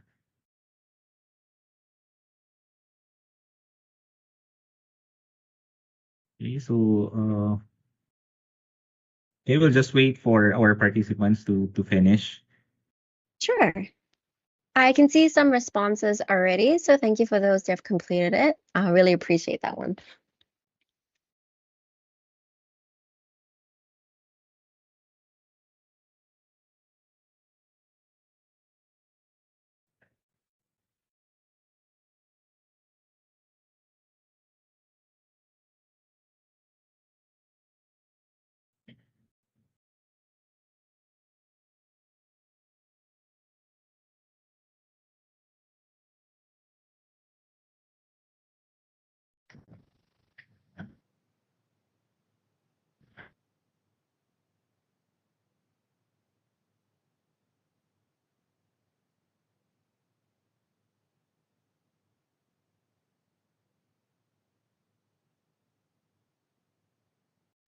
Okay, hopefully that was enough time. Does anyone have any questions about what we've gone through so far, or anything about Turnitin in general? It doesn't have to be AI specific, if you have.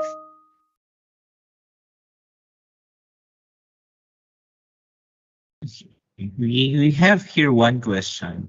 Good morning. How soon will I get a password reset link? Recently Mm. reset my password due to expiration.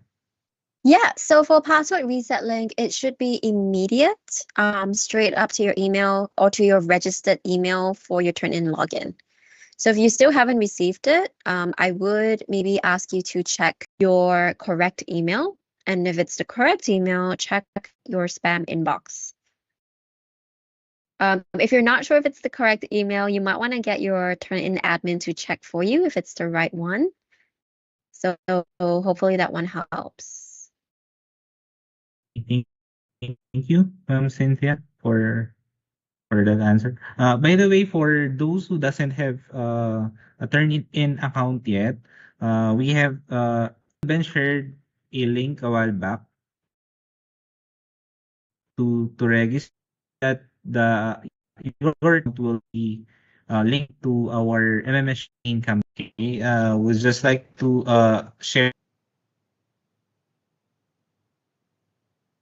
So that's the link. Okay, so no reset link password yet. So maybe you might want to check with your admin if you've got the right email. And if that's still a problem, I recommend reaching out to our support team and they should be able to maybe reset it from the back. I will show you how to get in touch with the support team while I'm here, if that's okay. Oops, that's not.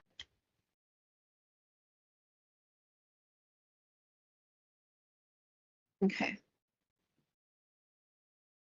All right, so this is the Help Center page, and I will link it in the chat for you as well, Sir Mike. But basically, if you still need assistance, my best advice is for you to get our support team involved. You simply need to go to the link here, Help Center, go to Submit a Request, and select Ticket Form. Fill in all the details along with your description and maybe any attachments, and that will go straight to our support team for assistance.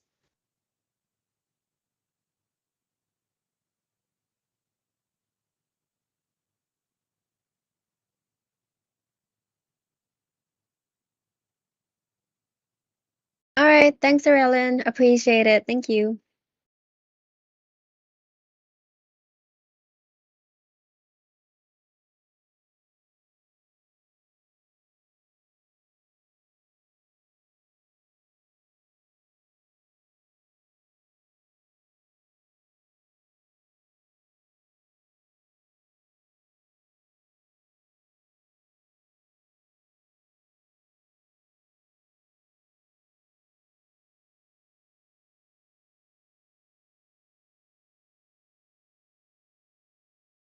Hey, does anyone else have any questions? I might hand the floor back if there are none.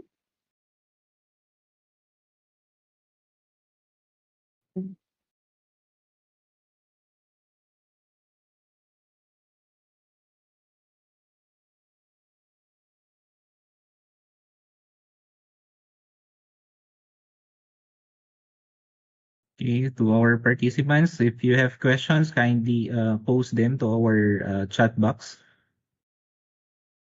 So sorry, I don't know if you can hear that. It's Chinese New Year, and my neighbor has just decided to set off fireworks. Let me see if I can mute myself. Goodness.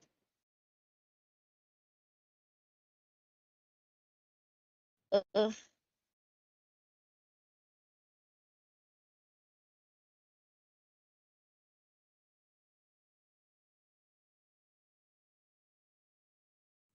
Seeing here, I can't reset my password.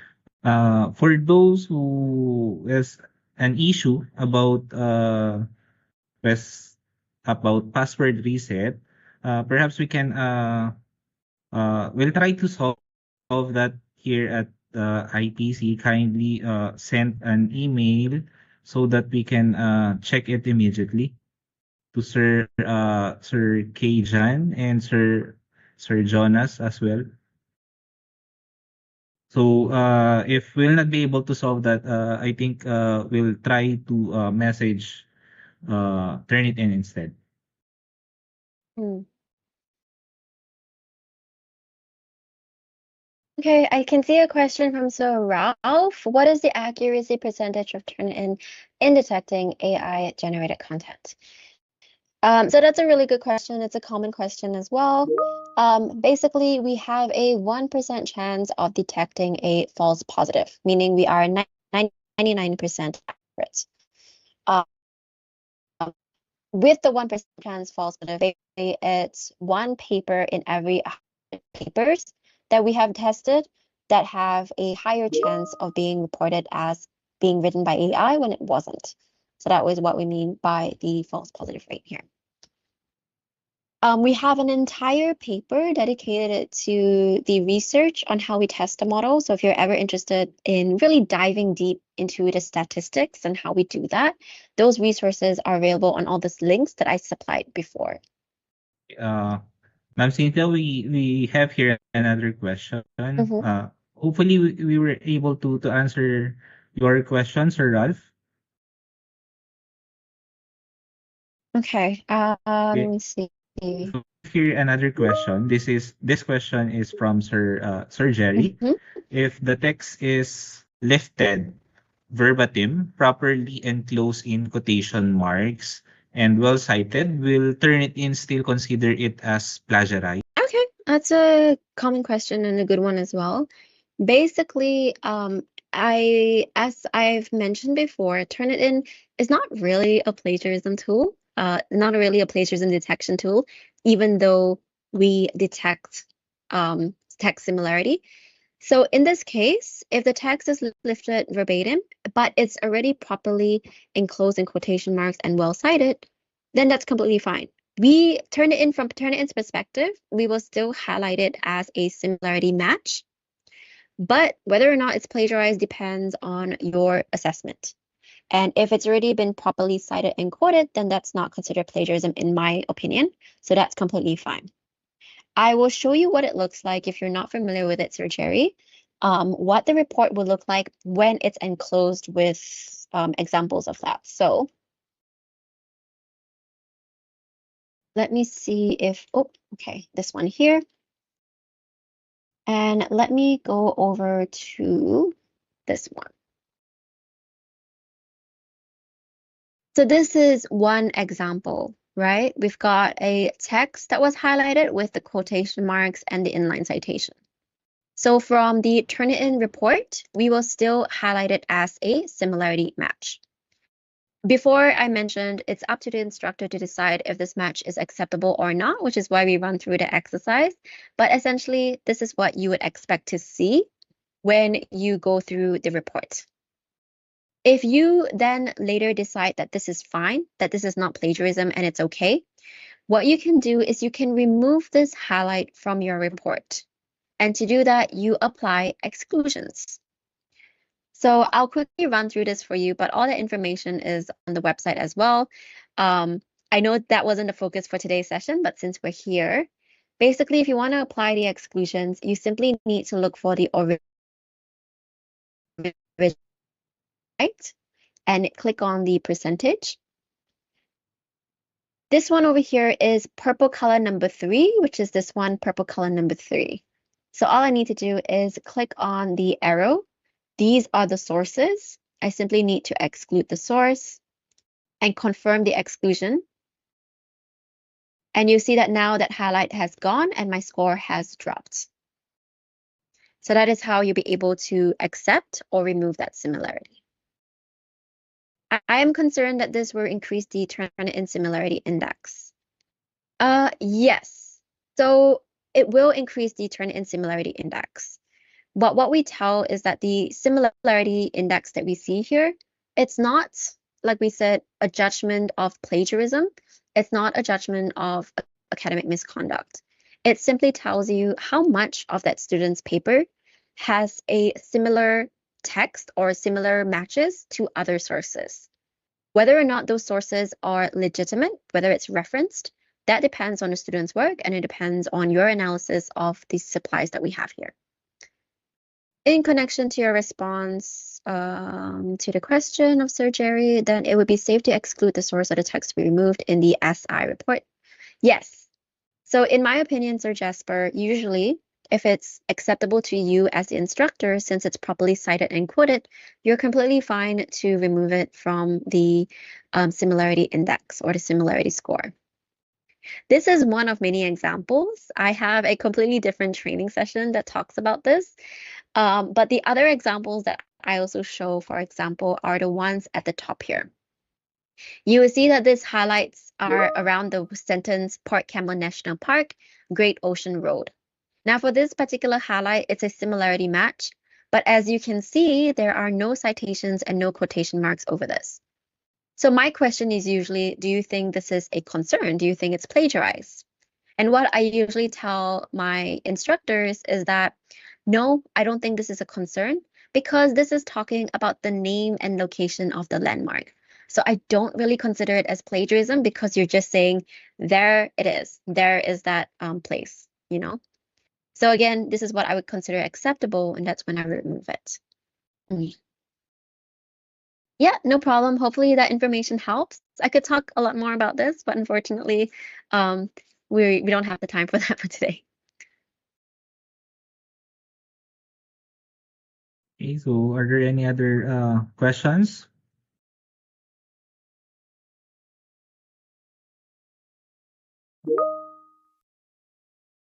Okay. Good morning, Sir Bernard. In my opinion, is it better to start by checking and or excluding each match or going to check and or exclude each source? For me, I personally think by checking the match would be a lot easier because you are checking the student's work. So for me, it's easier to check from the student's writing straight instead of going through each source individually, is what I would think. So hopefully that one helps. And I will say, just a sneak preview as well, that I think later on in this year, 2025, we will be releasing a new report to those that are using the Feedback Studio, which is yourselves. And that report is going to make your analysis of your students' work a lot better. If you have access to the beta view, which is this button over here, feel free to look through it. That's the new report. But otherwise, I'll probably see you again either at the end of this year or next year to walk through what the new report interface looks like. So rest assured that a change is coming, and that change I feel is going to be a lot easier in terms of checking whether or not it's acceptable or not. No problem, Sir Bernard.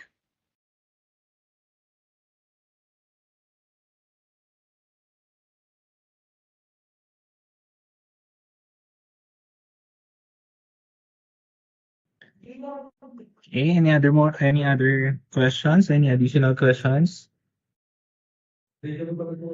Before we proceed to our next topic.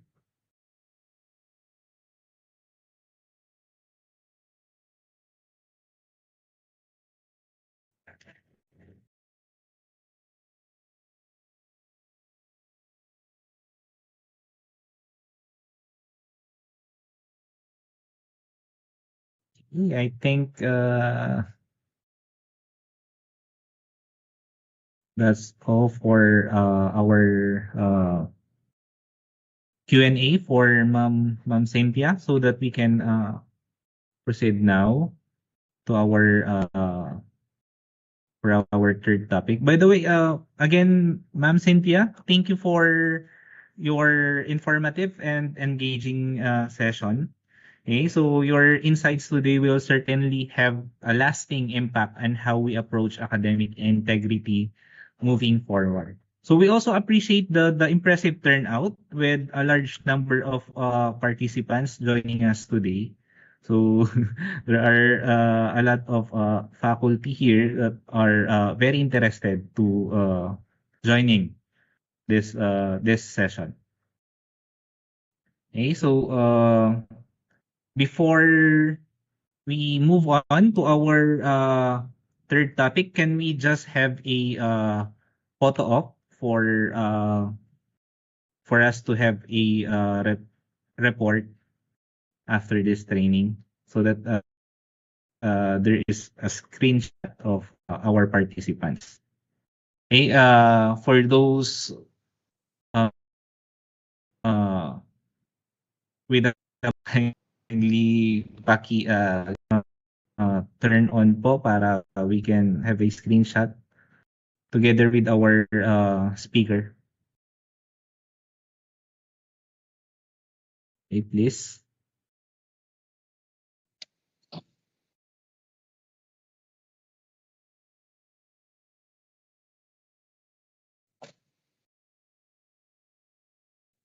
Okay.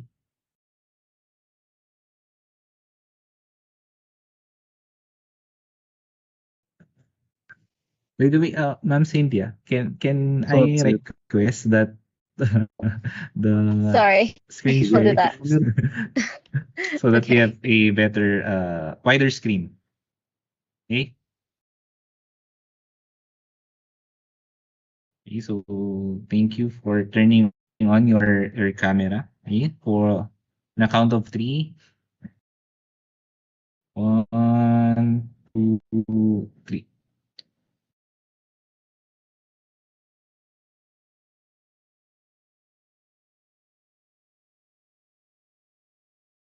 Okay. Next panel. Ayan, count of three. 1, 2, 3.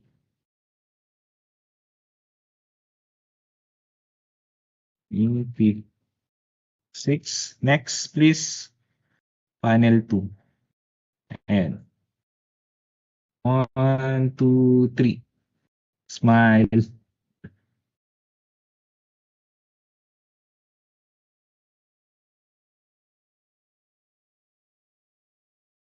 And we have here the last panel. A 1, 2, 3. Okay. So thank you for doing our request. So if you do not have any more questions to Ma'am Cynthia, we can at least proceed now to our third topic. Okay. Again, Ma'am Cynthia, thank you. All right, thank you everyone. Have a good rest of the week. Maraming salamat po. I'll see you again next time. Po, maraming salamat din po. Thank you.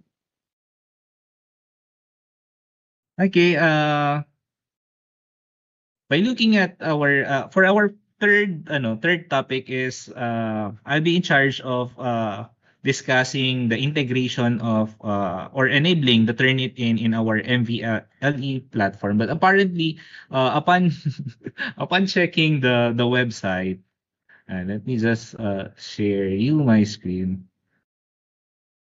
Ayan, upon checking the website, I think di siya gumagana. So, upon sending a private message to Sir Wilben, this is caused by the PHNet issue. Ayan. So, basically, I did not prepare uh, slide presentation because I want to demonstrate this live. Tapos, ayan, unfortunately, I think down again with the PHNet issue. But nevertheless, I will just be creating demonstration video once the website will be up. But we'll just give you a quick overview of what I should be discussing. So by the way, yung MVLE has a plugin already. This is new to our Moodle account. So Turnitin can be enabled in our assignment activity. Okay, so once you add an activity and you have selected assignment, at the lower part of that assignment, you will see their Turnitin plugin. So options there are very similar with our Turnitin account here. It's just happen na hindi hindi yung hindi up yung site. So you just need to click on enable and then very straightforward yung mga settings niya, just like this should be exclude bibliography are excluded, something like that. You need to allow the students to submit 3 submissions.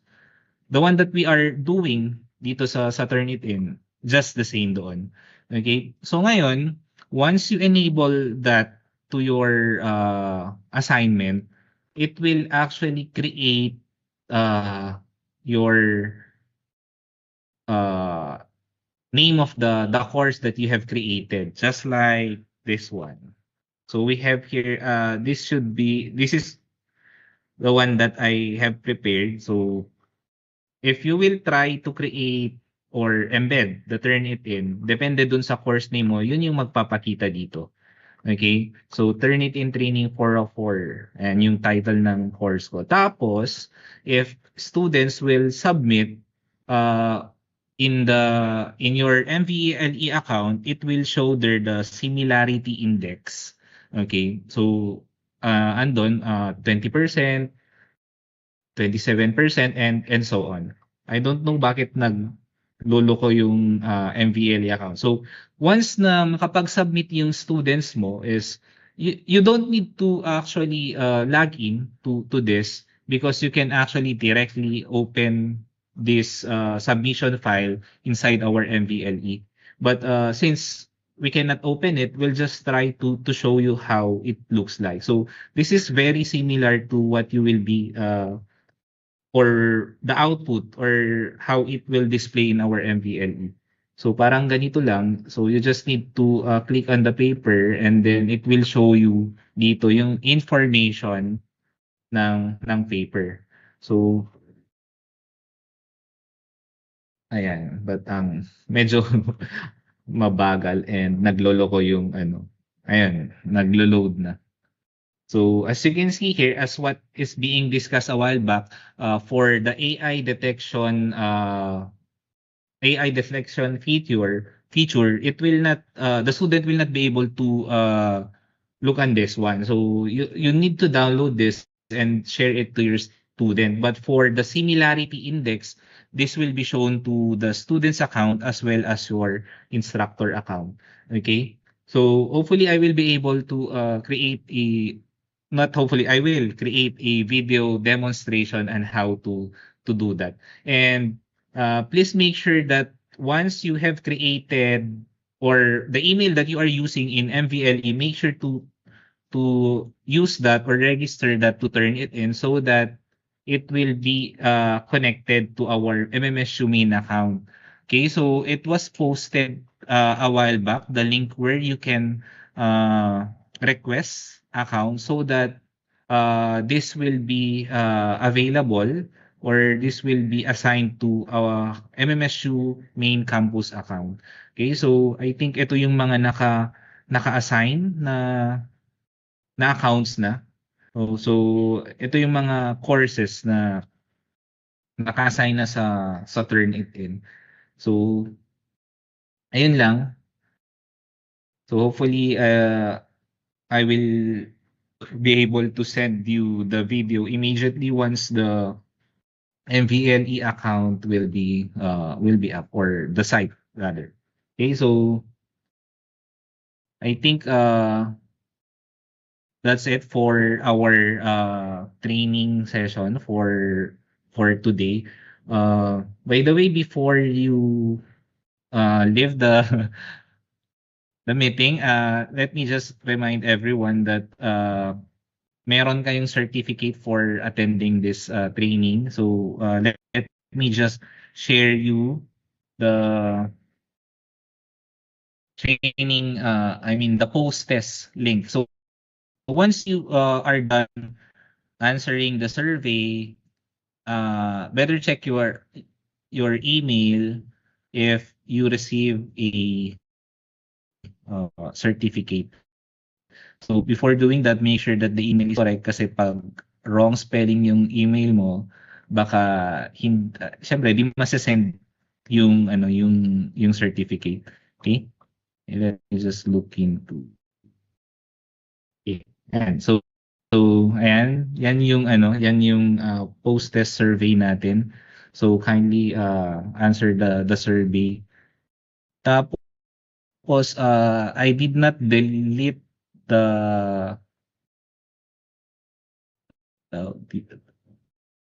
the evaluation for my presentation. Kindly ano na lang po, kindly click the last part. Not enough information to form an evaluation. Okay, so thank you very much for attending this training session.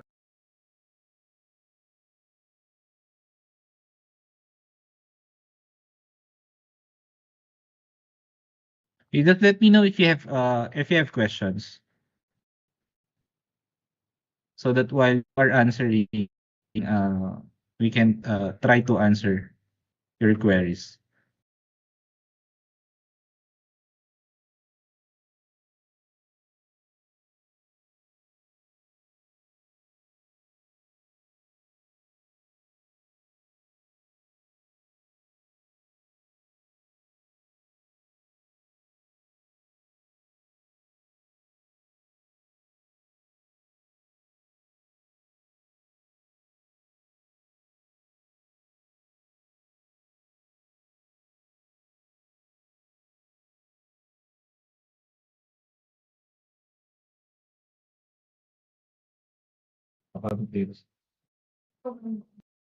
Mhm. Sige.